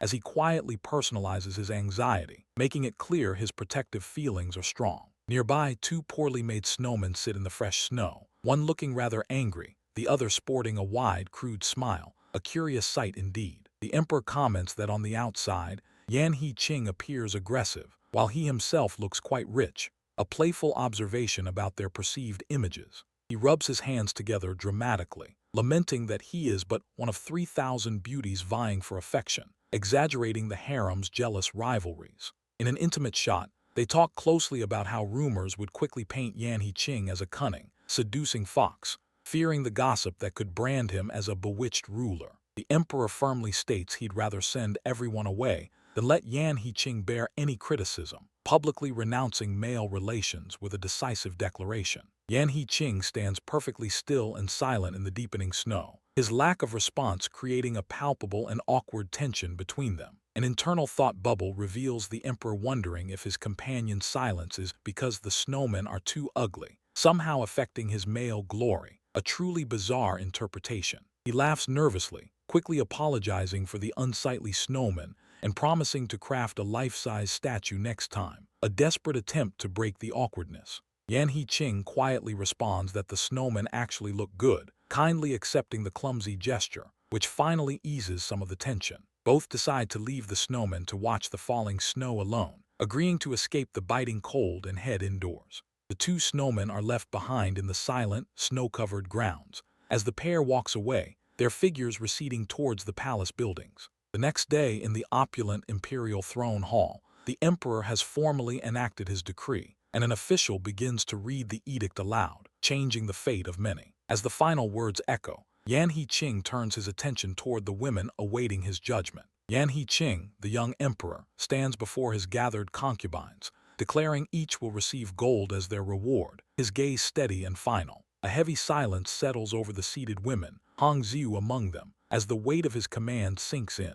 Their faces show shock and understanding, as if a long-expected blow has finally fallen. He then adds a crucial detail, explaining that former officials among them can reclaim their old positions outside the palace walls, providing a path forward. Suddenly, Hongxiu lets out a laugh, a burst of defiant freedom, as she decides that a spirited horseback ride is far better than remaining a sad concubine. It's a pragmatic choice, really. With newfound freedom, she turns her back on the palace hall, walking away from a life she no longer wishes to inhabit, marking a clear end to this chapter. Standing outside, Hongxiu breathes in deeply, marveling at the crisp, fresh air outside Jingyang Palace. The freedom she craved now feels tangible. Meanwhile, the emperor approaches Xiao Yu'an, asking if he has begun packing his belongings, a question hinting at a necessary, perhaps difficult, change. As news of the emperor's mourning has spread, he then warns the younger man about the head of internal affairs, who seeks to harm him, questioning if he is truly unafraid. The danger feels very real, a quiet menace lurking in the shadows. The emperor continues, vocalizing his worry that the younger man might suffer injury if not properly protected, his concern for the other's well-being clear despite his stoic demeanor. Xiao Yuan looks back at the powerful ruler, asking why he shows such profound care for him, revealing a hint of confusion regarding the emperor's true feelings. The emperor admits his true motive, confessing he wants the young man to like him, so he won't be killed, a touch of honest vulnerability from a man in charge. He then declares that for him, the young man is not just a character from a story, but a person of flesh, blood, and profound emotions, elevating their connection beyond mere fiction. Finally, Yan He-ching makes a heartfelt proposal, asking the young man to become his personal bodyguard, promising unwavering protection, an offer of both security and intimacy. Suddenly, a ghostly voice echoes in the young man's mind, declaring that no one can truly protect him, as hands reach desperately toward a boundless sky, plunging him into a vivid and painful memory. The young man clutches his head in anguish as the name Ginger is called out in his mind, the past resurfacing with a suffocating weight. The pain is raw and immediate. The vision continues, asserting that he must traverse the path to the future entirely alone, a stark and lonely pronouncement that this burden is his and his alone. Tears stream down his face as the voice implores him to keep living, urging him through his profound grief. It's a command for survival amidst sorrow. A dramatic image shows a solitary figure in red, standing under a stormy, star-filled sky, engulfed by rain, representing the depth of his internal struggle. The young man reaches his hands out, his voice hoarse as he calls for his mother, the raw emotion of his scream filling the space around him. Yan He-ching quickly grabs the young man's shoulders, asking frantically if he is all right, pulling him back to the present. The emperor's concern is palpable, a lifeline in the storm. The emperor gently opens the young man's clenched hand, revealing a bleeding wound in his palm, a testament to the intensity of his inner turmoil. He was truly lost in that moment. An inner voice suggests that the emperor's words inadvertently triggered memories of his deceased mother, explaining his sudden emotional collapse. The past still holds him captive. Yan He-ching looks at the young man with deep concern, gently asking again if he is okay, his voice soft and reassuring. He wants to be there to understand. The young man looks down, unable to form words, his grief too profound to articulate, remaining speechless, lost in the echo of his past. Yan He-ching places a finger to his own lips, silently telling the young man that he doesn't need to speak because he understands these are bad memories. It's a comforting gesture, an offer of unspoken support. The young man gives a small nod, confirming the emperor's assumption about his distress, solidifying his insight. Yan He-ching then instructs him to pack his belongings, not to leave, but to move into the second bedroom of his personal palace. He's not going anywhere, not alone anyway. But that quiet night in the palace fades quickly as the morning brings an unexpected disruption. Servants tell Yan He-ching that a guest won't take their money and won't leave, making a big scene, and he looks totally annoyed by the noise. A young man with brown hair keeps slapping himself, loudly yelling about wanting to join the army, clearly determined to make his point heard. Hong Xiu leans in to whisper that the youth is Zai Chun Gui, sharing the identity of this very persistent person. Yan He-ching shouts at them all to stop making a fuss, trying to restore order to the chaotic scene. Real dignified stuff. Zai Chun Gui bows deeply and says if they block him now, he'll just join the army when conscription starts anyway, showing he's very eager to fight. The emperor, with a mischievous look on his face, taunts the youth, asking what he'll do if peace breaks out and there are no wars to fight. He then jokingly lays out a plan to conquer the south and east, ensuring constant war so Zai Chun Gui always has a battle. He's a real strategist. Yan He-ching finally agrees to let the young man meet General Sun in a few days, reluctantly giving in to the youth's demands. Zai Chun Gui bows to the emperor, thinking General Sun will surely appreciate his fighting spirit, feeling good about himself. The scene skips to early morning, revealing a quiet room where battle armor is already laid out, ready for use, and a somber mood hangs in the air. Xiao Yu'an, in simple white robes, adjusts his belt outside, looking calm and collected in the morning light as he seems to be preparing for something important. Yan He-ching hears a sudden noise and glances around, realizing someone is at the back window, making him alert and a little surprised. The imperial body enters through the window, making him sway backward in shock, as he definitely wasn't expecting that entrance. Our hero lets out a yelp and lands hard on the floor with a loud thud, proving that window entry wasn't as smooth as he hoped. Yan He-ching quickly sits on the floor next to him, greeting him with a mix of concern and amusement, showing he's there for him. Xiao Yu'an explains he came through the window, bringing warmth in the form of hot pot, clearly thinking of others. Yan He-ching gestures excitedly, describing how easy it is to add ingredients to a stove pot for a delicious meal, as he's really passionate about food. His inner thoughts reveal he plans to recommend all sorts of delicious foods to the fallen figure, plotting a romantic food tour. Yan He-ching lists ingredients like tripe and mushrooms, with hearts in his eyes, completely lost in his culinary daydream. Xiao Yu'an asks what's wrong with him, questioning the strange behavior of the man as he's a bit confused by the sudden change. Yan He-ching wonders silently why he's acting so weird today, confused by his own sudden eagerness, as he's not usually this transparent. Yan He-ching explains he sent everyone in Jing Yang Palace away to avoid gossip, trying to keep their meeting a secret. He then invites his guests to sneak in again tonight for more hot pot, clearly enjoying the clandestine meeting. He's a real charmer. Xiao Yu'an agrees to leave separately and warns the other not to use the slippery window again, prioritizing safety over excitement. In the palace corridor, Yan He-ching carefully checks both directions before moving, making sure no one sees him as he acts very stealthy. He thinks to himself that this feels like an affair,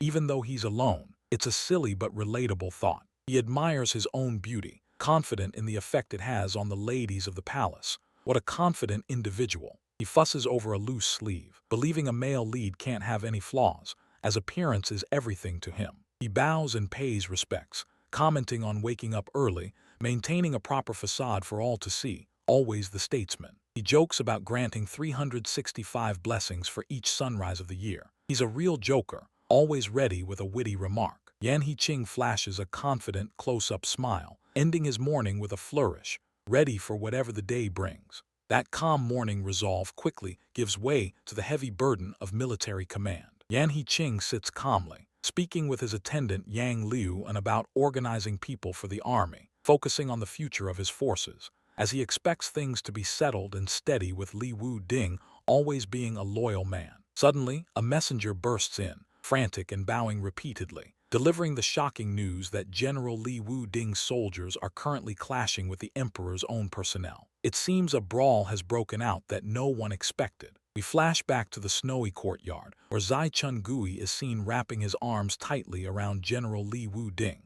surprising and irritating the older general. And this was clearly the start of the dispute that got everyone so riled up. Now the young man kneels on the ground, apologizing for his actions while also admitting he pushed to compete with General Li because he's admired him for a long time. Real dignified stuff. A close-up shows the genuine earnestness in Zai Chun Gui's expression as he declares his admiration, highlighting how deeply he respects the general. This wasn't just some childish spat, but a declaration of devotion. He then bows deeply, formally requesting that Yan Hiqing appoint him as Li Wu Ding's lieutenant, leaving the emperor to process the absurdity of this surprising alliance, as he can't quite believe what he's hearing. Back in his private quarters that evening, the emperor smiles, finding amusement in the strange turn of events that brought these two opposites together, and he decides to grant Zai Chun Gui's unusual request, seeing the potential in such a passionate soldier. But his moment is cut off by a loud crash echoing through the bedroom, as ceramic pieces shatter on the floor, making it look like someone just had a very clumsy accident.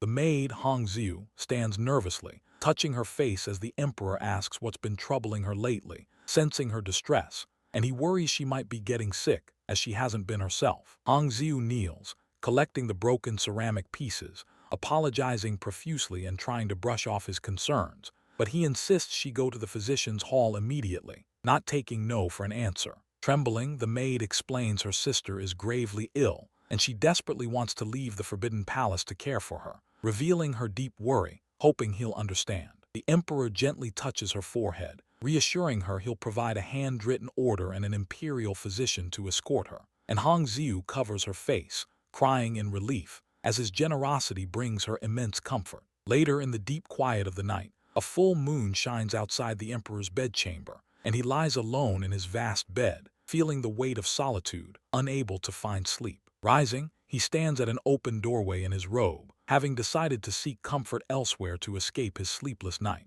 as he needs to find some warmth. His hands press against a wooden lattice door, which clatters loudly as he cautiously enters a new room, hoping not to disturb anyone. He stands over the sleeping Xiao Yu'an, debating whether to wake him, but then decides to simply climb into the bed alongside him, thinking it's too cold to be alone. A close-up shows Xiao Yuan's eyes opening slightly, revealing he was either awake all along or just woke up to find the emperor in his bed. He's not quite surprised. Both men now lie in bed as rain patters outside. The emperor is visibly cold and huddled, shivering a bit in his thin clothes, while the other man looks at him with a mix of affection and exasperation. Xiao Yuan gently calls him a dummy and drapes a blanket protectively over him, warning him not to catch a cold, making sure his warmth is shared as always. Yet the peace of the chamber hides a quiet struggle for Xiao Yuan. Xiao Yuan, the young emperor, lays vulnerable in his bed, confessing a deep loneliness that makes sleep impossible without company. His closest companion, Yan Hiqing,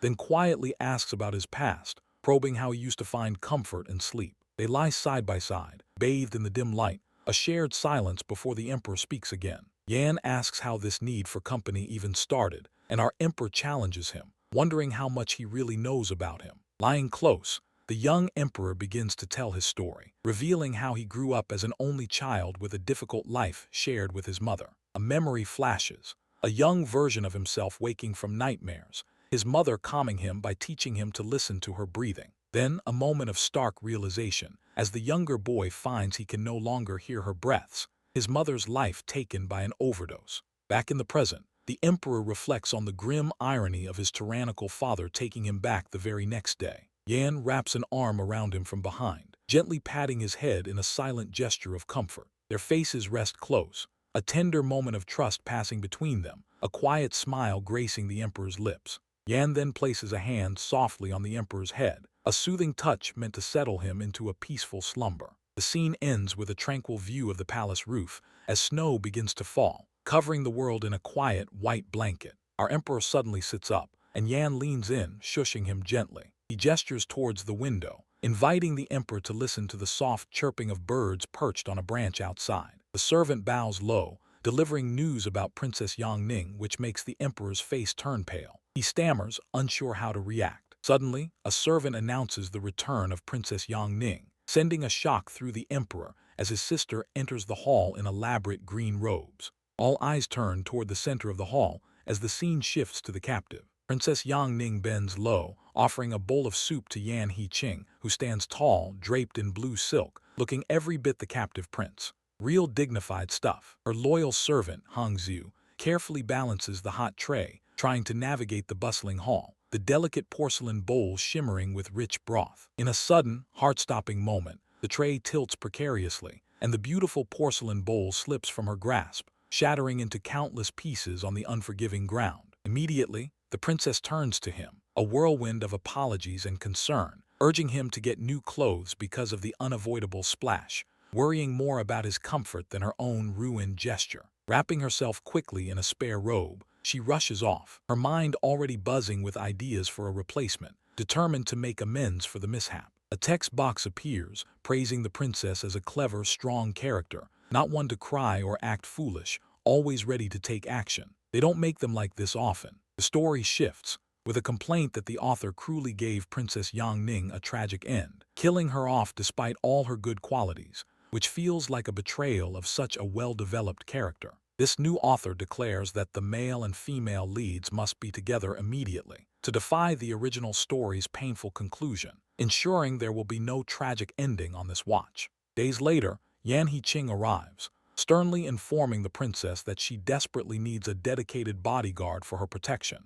emphasizing the constant dangers she faces. To his surprise, the princess grins playfully, announcing that she's already found the perfect protector and calls out for her loyal servant, Qiu. Hong Xiu, her demeanor now formal and serious, steps forward and bows deeply, greeting Her Majesty as the newly appointed bodyguard, standing ready to fulfill her duties. Someone skeptically questions if this maid can truly compare to a seasoned warrior, wondering about her actual abilities. Doubting she possesses the necessary strength. Yan He-ching stands tall, radiating an air of calm authority, a picture of a perfect, cool-headed guard himself, looking the part of formidable protection. The princess argues that the prince is not just skilled in combat, but also possesses a charming personality, able to make anyone happy, proving he's more than just muscle. To silence the doubters, Hong Xiu demonstrates her unexpected might, crushing a sturdy metal cup in her bare hand with an impressive display of strength. Impressed by the raw power she just displayed, the prince's expression softens slightly, and he offers her a chance to test her skills against his own, as a challenge is brewing. Hong Xiu, beaming with pride and determination, affirms her commitment, promising to stay and protect the princess with all her might, taking her new role seriously. Later, a servant announces that Princess Yang Ning has personally sent a bowl of handmade porridge for the prince, a gesture of thoughtful care. Hong Xiu, brimming with enthusiasm, presents the pristine bowl of white porridge, urging him to partake in the special dish, her excitement palpable. Yan He-ching eyes the mysterious bowl warily, a hint of suspicion in his gaze, as he questions what exactly this unusual dish is. Narrative boxes explain the profound romantic significance of this porridge, made with dried flower buds, designed to awaken feelings of love and admiration, turning it into a literal love potion. Morning sunlight spills across the table as the emperor finally breaks the heavy silence. The emperor extends a spoon of porridge toward Yan He-ching, silently urging him to try it, wondering if this shared moment could be the start of something truly special between them. A quiet hope fills him that this simple gesture, this offering of food, will finally make the male lead fall deeply in love, setting them on a different path entirely. He takes a hesitant taste of the porridge himself, his brow furrowing as an unexpected flavor hits him, a surprising twist he hadn't anticipated at all. His eyes widen in disbelief. This greasy, simple porridge actually tastes good, a strange but pleasant surprise that makes him reevaluate his own culinary judgments. Who knew? The imperial garden has finally embraced spring, yet his carefully laid romantic plans remain stuck, the story refusing to move forward as he'd hoped it would. The snowy palace stretches out under a vast sky, a tranquil scene that makes him realize the envoy from West Shu is about to arrive, bringing a critical juncture for his survival. Just then, Hong Xiu, his servant, announces the arrival of banquet outfits for his selection, a colorful array that spills into the room for him to choose from. He quickly decides to pull out all the stops, planning to use the most extravagant etiquette possible to ensure West Shu's favor and keep them from becoming enemies. He stares wide-eyed at the overwhelming number of ceremonial outfits before him, a riot of colors and textures that makes his head spin just looking at them. Overwhelmed, he asks Hong Xiu to summon Yan Hiqing, hoping his trusted companion can help him navigate this fashion minefield and pick the right one. Yan Hiqing steps into the room, his presence a calm anchor amidst the flurry of fabric and frantic decision-making happening around him. The emperor proudly presents a richly embroidered ceremonial robe to his companion, his eyes seeking approval for his potential choice from the mountain of clothes. Yan Hiqing nods subtly, a quiet agreement that the outfit looks impressive, confirming the emperor's decision with a simple glance. Satisfied, the emperor instantly chooses the robe, dismissing the others with a wave of his hand, happy to be done with the endless selection process. Good riddance. He grumbles about the 3 layers of heavy fabric, finding his movements restricted and feeling utterly trapped within the elaborate costume. As he tries to walk, he stumbles forward, only to be caught swiftly from behind by Yan Hiqing, who steadies him with practiced ease. Their faces are inches apart, and he feels a blush creep up his neck, caught completely off guard by the unexpected closeness. His companion softly reassures him, promising to stay by his side tomorrow during the ceremony to ensure his safety and prevent any more stumbles. He nods slowly, still puzzled by the sudden concern. But why? The envoy's face nags at his memory, an uneasy feeling in his gut. Yet his focus fractures as the palace gates erupt into sudden, chaotic turmoil. The Emperor Xiao Yu'an stumbles to his feet, calling out to Xiao Pingyang, his voice shaking with disbelief, and honestly, who wouldn't be surprised? Real dignified stuff. His eyes widen in disbelief as he sees the woman standing beside Yan Hiqing. It's his own sister, now the empress of this formidable northern kingdom, a twist he never saw coming. In the formal reception hall,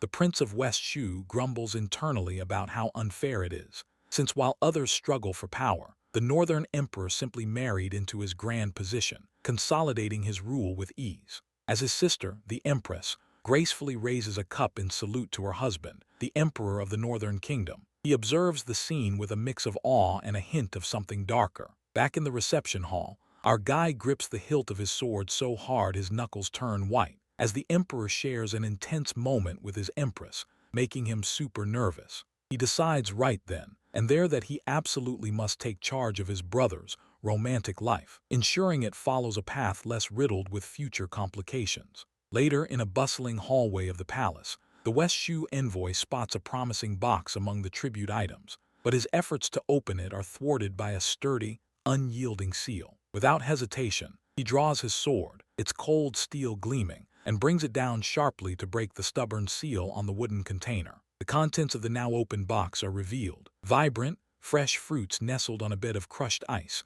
a welcome sight in the indoor hall. He holds one of the round, pink fruits to his mouth, preparing to take a bite, completely unaware that the emperor of the northern kingdom is watching his every move. His companion's casual demeanor makes him suspicious, so he voices a concern, suggesting that the seemingly innocuous fruit could actually be a trap. With a charming smile, the northern emperor playfully encourages him to test the fruit for him, and our hero, surprisingly, complies, taking the offered bite. He savors the delicate flavor, describing its notes, while the northern emperor advises him not to eat the pit, a commonly known detail. The northern emperor quotes a poetic line about the lychee, complimenting him, which only serves to annoy our hero, his face a mask of inner irritation. In the snow-covered palace gardens, he sits beside the northern emperor, watching the soft flakes fall outside the windows of a quiet pavilion, a moment of shared tranquility. Just then, their ally Hong Xiu approaches, offering to escort the West Shu general to the Yuhua building, her presence a reminder of the day's tasks. But that composed moment shatters when a servant to Princess Yang Ning erupts in the hall. A servant to Princess Yang Ning, arms flailing, shouts down whoever dared to cause such an uproar, their voice piercing through the banquet's chatter, demanding to know who would be so rude in front of their princess, their face contorted in anger. Princess Yang Ning steps forward, calming the servant, explaining it was just an accident before she says, "Let's go," ready to perform her dance. Meanwhile, the emperor, Yan He-ching, holds up a delicate red rose hairpin, explaining that he picked it out especially for Hong Xiu from the collection of new tributes, offering it with a pleased expression, clearly anticipating her delight. Hong Xiu thanks the emperor profusely, her voice full of emotion, promising to repay his kindness with hard work and loyalty, clutching the beautiful gift to her chest, overwhelmed by the gesture. Yan He-ching then instructs a nearby attendant to escort the delighted Hong Xiu away for a well-deserved rest, seeing her clear exhaustion, and he watches her go with a faint, knowing smile. Across the hall, Prince Kinyu declines a toast with a dismissive wave, turning to Xiao Yu'an and ordering him to remain at the now boisterous banquet as he strides out, leaving his bodyguard to his uneasy watch. The prince then turns, his face contorted in a sneer, and accuses the emperor of being a licentious and depraved ruler, warning the bodyguard about the true nature of his charge. Real dignified stuff. The loyal protector, Xiao Yu'an, stiffens at the accusation, vehemently insisting that the emperor is not at all like that, and quickly steps away from the prince's dark words. He won't stand for such slander. Meanwhile, back in the hall, the now drunken Yan He-ching giggles to himself and calls out for Yan, complaining loudly about the sudden, intense heat flushing his face. He's completely gone. Xiao Yuan immediately leans in, his brow furrowed with concern, to help the reeling emperor, whose face is burning hot, trying to understand what's happening to the usually composed ruler. The emperor then shivers dramatically, complaining about the sudden cold, and leans heavily against his bodyguard, seeking warmth and comfort from his steady presence. Xiao Yuan simply sighs, resigning himself to the night of caring for the unpredictable emperor, who promptly demands even more alcohol, signaling this night is far from over for the dutiful protector. The sun filters through sheer curtains, casting a warm glow as a gentle breeze stirs the fabric, a peaceful moment in the palace hall. They stand close, clad in their rich traditional garments, as Hong Xiu, a kind friend, asks if the emperor dotes on him. She probes further, wanting to know about his imperial brothers, hinting at the intricacies of their royal family. Hong Xiu then shares a personal detail, admitting that out of all her own brothers, she really only connects with one. A close-up reveals intricate embroidery supplies, including delicate needles and thread, resting next to a small, unfinished pouch. She recoils slightly, worried her embroidery isn't good enough, almost hiding her work from his view. Yan He-ching, ever observant, leans in, gently asking if he might have a look at her craft. They are now seated together at a low table, a scene of quiet companionship as she reluctantly shows him her project. He holds the small, embroidered item in his hand, inspecting it carefully, perhaps a little surprised by her skill. Hong Xiu then opens up about her unique background, explaining how she's proficient in both feminine arts and military leadership. She wonders if all the women in her homeland, West Shu, are expected to master such a wide range of skills. He is impressed, exclaiming his desire to visit West Shu and see it for himself, and she promises he'll get the chance. Later, the imperial city glows under the night sky, adorned with countless banners and lights, ready for a grand celebration. Inside, the banquet hall bustles with officials, all gathered to celebrate the emperor's birthday. Under a grand canopy, dancers move gracefully, their forms a blur of motion, captivating the guests. On the stage, flowing sleeves and delicate footwork mesmerize the audience, each movement precise and beautiful. The dancing princess is a vision, her full figure commanding the stage, the center of everyone's attention. A man in the audience, our hero, watches her intently, his expression unreadable as the performance unfolds. A text box explains this is a pivotal moment, a setup from the original novel where a planned fall into water happens. Xiao Yuan sits among the guests, observing the dance, fully aware of the plot point about to happen in this story. He internally praises the male lead from the original novel, who is supposed to rescue the princess in this very scene. A thought bubble comments on his calm expression, noting his cool demeanor, even though he's internally quite stunned. He stands, still watching the princess perform, completely engrossed in the unfolding drama. He thinks to himself that a big scene is about to begin, preparing for the dramatic turn of events. That expectation shatters instantly as Hong Xiu clutches the emperor,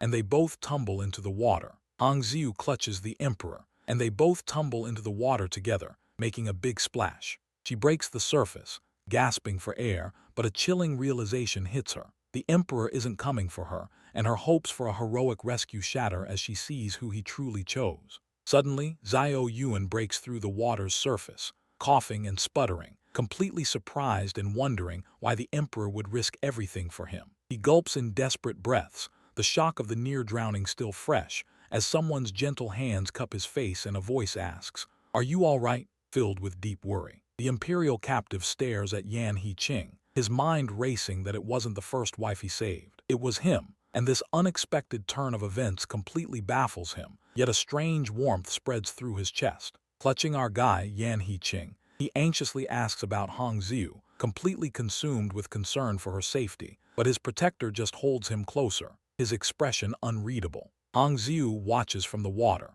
her heart sinking as she sees the emperor completely focused on his unexpected charge, his deep concern for the other man completely eclipsing any thought of her. Yan He-ching tells his rescued companion that he must take better care of himself, his voice laced with genuine care, and gently places a hand on the other man's head, a tender gesture of protection. Just then, the imperial doctor rushes in, loudly announcing his arrival, ready to attend to the emperor. Back in the emperor's lavish bedchamber, Yan He-ching dramatically asks the doctor if he's going to die from falling into a bit of water. The sheer theatrics of it all are a little much. He then complains about being cooked under too many blankets, clearly overreacting to the extensive medical care. It's almost impressive how much he commits to the bit. Yan He-ching dismisses the doctor, clearly wanting to speak with his rescued companion in private, as it seems some conversations are just too important for an audience. The captive stands over the bed, looking down at the blanket-trapped emperor, a small smile playing on his lips,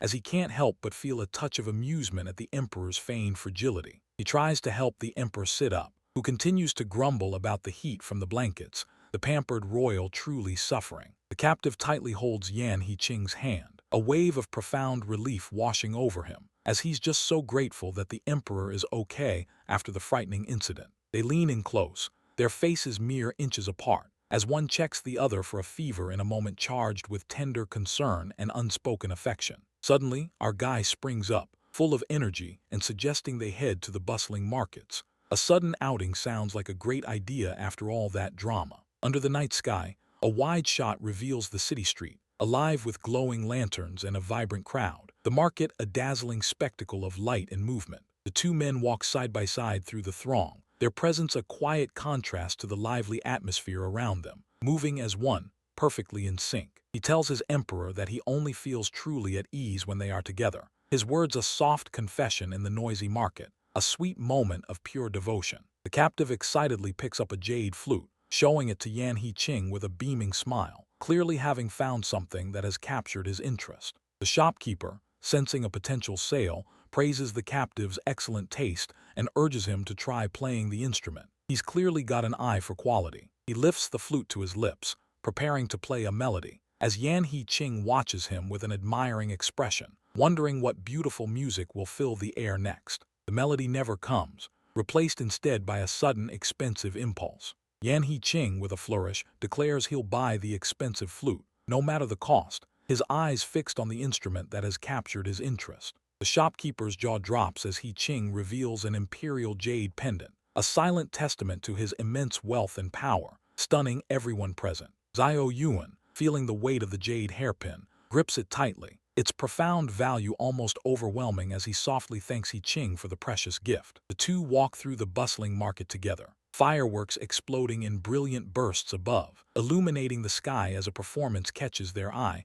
drawing them closer to the excitement. Suddenly, screams pierce the festive air. There's a pickpocket, catch him, and the celebratory crowd erupts into panicked motion. Yuan instinctively pulls the younger man close, shielding him from the frantic surge of people, making sure his companion is safe amidst the sudden pandemonium. A guard bows deeply, explaining he's from a prince's mansion, patrolling for thieves, apologizing profusely for alarming them with the unexpected incident. He-ching, recognizing the political implications, reluctantly agrees to visit the prince's mansion, knowing this unplanned detour could be very dangerous. Servants quickly greet His Majesty and guide him towards the mansion, offering medical attention as the guard insists on his safety. A green-haired bodyguard intercepts the group, a subtle smile playing on his lips asking for help with herbs for his master, diverting their path once more. A busy night indeed. As the moon climbs higher, the bodyguard drifts away, and Prince Kinyu shifts his attention elsewhere. Prince Kinyu suggests they check out another sideshow. He's curious about the night's attractions, real dignified stuff. With goodbyes exchanged,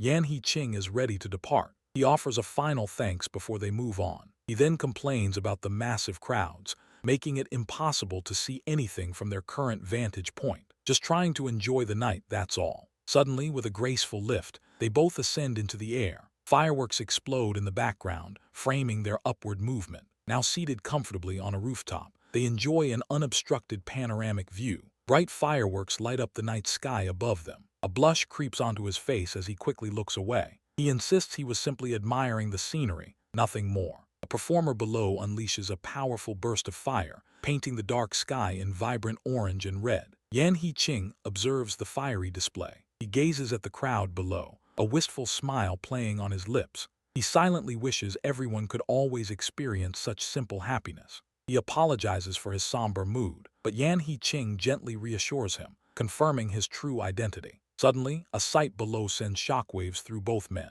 Princess Ninger and Princess Ping Yang stand together in the crowd. Princess Ninger, looking bright and cheerful, warmly greets the surprised royal. He internally freaks out, realizing the female leads are meeting. This changes everything for the male lead's future. The emperor, a commanding figure, orders Yan He-ching to escort Princess Ninger to the river. He has no choice but to comply. Before leaving, Yan He-ching turns to him, a knowing look in his eyes. He mentions that he strongly reminds him of someone he once knew. He sets the heavy memory aside, as Princess Yang Ning approaches to reclaim his attention. Princess Yang Ning looks at the young emperor, asking what he wanted to discuss earlier, as he seems lost in thought, a habit she's noticed growing in him lately. Yang Ning then smiles warmly, telling the emperor he reminds her of her brother. Real dignified stuff. He simply nods, accepting her comparison, but his mind is already moving, trying to decipher her unspoken thoughts, a constant game of chess. The princess's face shows her determination,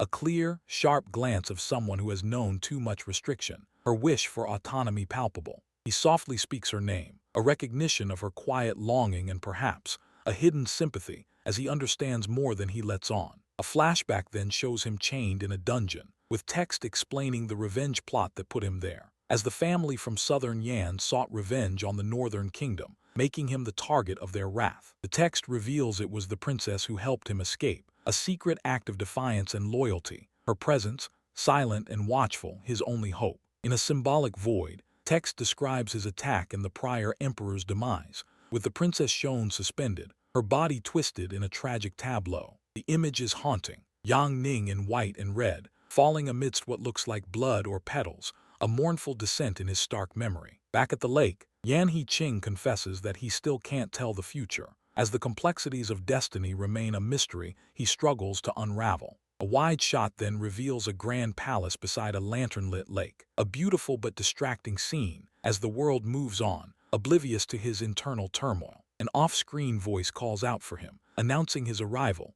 and he is joined by someone else at the water's edge. He and the princess stand side by side under the soft glow of the lanterns, a striking pair against the night sky, and the night is still young. Our guy approaches the prince, asking if anything transpired between him and the princess, always observant, always looking for trouble. His internal chibai figure appears, expressing disappointment at the lack of drama, because some people just love a little excitement. The princess suggests they head back now, as the night's festivities seem to be winding down for their group. The prince asks if they should go back or continue forward, and He-ching agrees, a silent assent to whatever adventure lies ahead. Inside, the prince relaxes, settling into the opulent surroundings, looking quite at home in such a lavish place. Yan He-ching calls out to him, using his familiar name with a directness in his tone. The prince internally worries that He-ching noticed his anger, as his emotions are not as well hidden as he hoped. Our guy then asks directly if the prince has affections for the princess,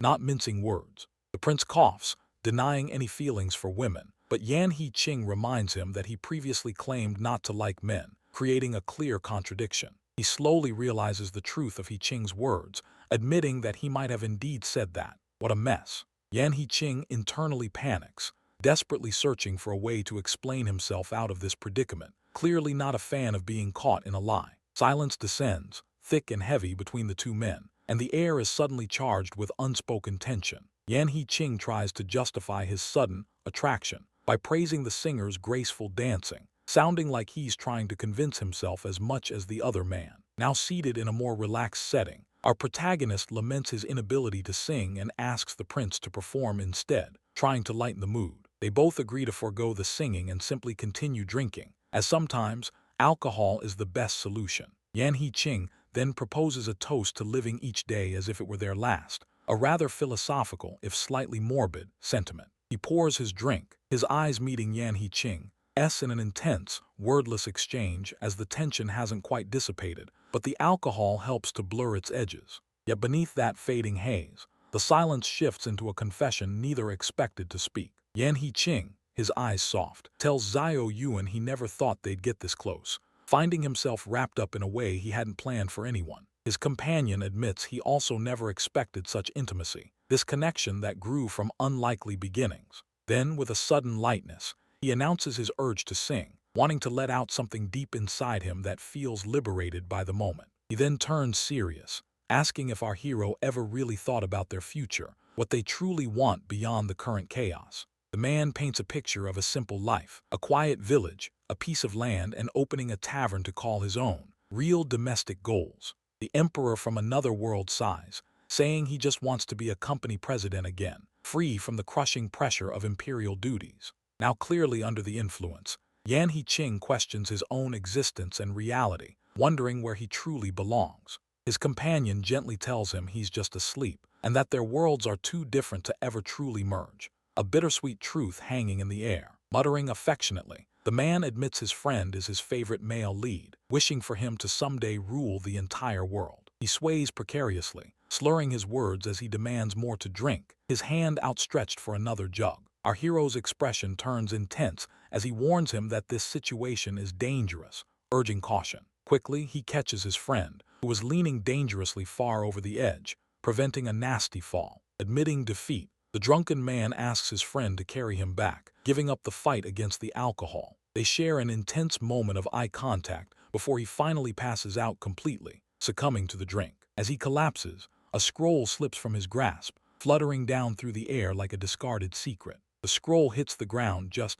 as the sun begins its steady climb over the horizon. A new day dawns as bodyguard Yan gallops freely across the green landscape, returning Xiao Yu'an to the palace, having ensured their tactics worked exactly as planned. He's really changed his tune, acting all tender now. Real dignified stuff. But the blissful moment ends abruptly. He's thrown from his horse, landing with a painful thump on the grass right before Yan He-ching's eyes. It seems even in moments of peace, trouble always finds him. Later, back in his royal bedroom, our emperor wakes with a start, still hazy from the previous night's drinking and confused by his own drunken visions, until Hong Xiu, a kind servant, walks in, gently stirring him from his groggy state. She explains the night's events, letting him know that the bodyguard carried him back to his rooms when he passed out, proving the usually stoic man is much more caring and tender than he lets on. In a quick flashback, we see the true extent of his tenderness as Yan He-ching carries a passed-out Xiao Yu'an through the palace halls, making sure he gets back safely. His concern is clearly evident, even when he thinks no one is watching. Hong Xiu then opens the window, revealing the blooming pear tree outside, its fresh air and the sight of new life a stark contrast to our guy's messy morning. At the palace gates, the West Shu envoy prepares to leave, bidding a fond farewell and promising the emperor they will surely meet again in the future. The conversation seems a little too familiar, almost like an inside joke. Our emperor stares in utter disbelief as the envoy smiles, a rare sight, and mentions becoming family one day. He internally panics, realizing this is a moment straight out of the novel he read, a sign that the story's script is still unfolding around him. Inside General Yang Liu and sick room, the dying general tells the emperor his time is limited, but praises him for learning to care for his people, accepting his fate with grace. The general cries out in regret, his heart heavy with the unfulfilled desire to continue serving his country, even on his deathbed. The emperor thanks Yang Liu for his service as they prepare to leave, offering condolences and a somber farewell to a loyal and brave man. It's a heavy moment, reminding him of the weight of his crown. As the emperor passes, Li Wu-ding, a respectful attendant, bows deeply, addressing Yan He-ching by a familiar, almost intimate name. It's a small detail, but it sparks a lot of questions about their relationship. A close-up shows Yan Hiqing's face, covered in sweat, as he insists he is perfectly fine, clearly trying to hide his unwell state. It's an unsettling moment, leaving us to wonder what's truly wrong with him. Yet across the chamber, Yang Liuan watches Yan Hiqing with a piercing, calculated stare. The emperor's advisor, Yang Liuan, discreetly suggests that bodyguard Yan might step away for a moment, a subtle request that carries a weight of unspoken urgency. He eyes his emperor with a troubled expression, knowing what he needs to say isn't for just anyone's ears. Now alone with the emperor, Liuan relays a veiled warning to him. He must guard against those closest to him, specifically his own brothers, before the emperor then receives news that his sister, Princess Hangzhou, has caught a cold, a convenient diversion from the mounting political pressure. Inside the royal bedchamber, the emperor reassures Hangzhou, telling her to rest and that he will handle everything, sitting by her side in a quiet moment of familial comfort before the inevitable. However, his sister has more on her mind than her cold. She shyly confesses to her brother that she has fallen for someone, the words hanging in the air, a delicate secret finally revealed. The emperor, though surprised by the speed of the plot, embraces her in acceptance, assuring Hangzhou of his support in her pursuit of happiness, his initial shock quickly giving way to tenderness. Later, walking through a palace corridor, the emperor finds himself musing on his own exhaustion, feeling the constant ache from endless work. It seems the burdens of his position are taking a physical toll on him, which is just charming. He bumps into his bodyguard, Xiao Yu'an, and recognizing a familiar source of comfort, the emperor asks if he can lean on him for a moment, a rare glimpse of vulnerability from the usually stoic leader. The bodyguard observes the emperor's fatigued state, noting aloud that he hasn't rested in a very long time as they sit together. There's a soft understanding in his voice, a silent acknowledgement of the emperor's struggles. The emperor leans into Yuan, confessing that all he truly desires is to protect what he currently possesses, a vulnerable admission highlighting the quiet desperation beneath his regal composure. He finds comfort in the bodyguard's presence, noting that while Yuan is firm, he's also warm, and that's good enough for him. A quiet acceptance of the solace he finds in his companion, a moment of profound peace. And that's where chapter 35 leaves us. As the emperor finally finds a moment of respite in the bodyguard's embrace, the whispers of palace intrigue and personal longings continue to swirl around them, hinting at even greater challenges.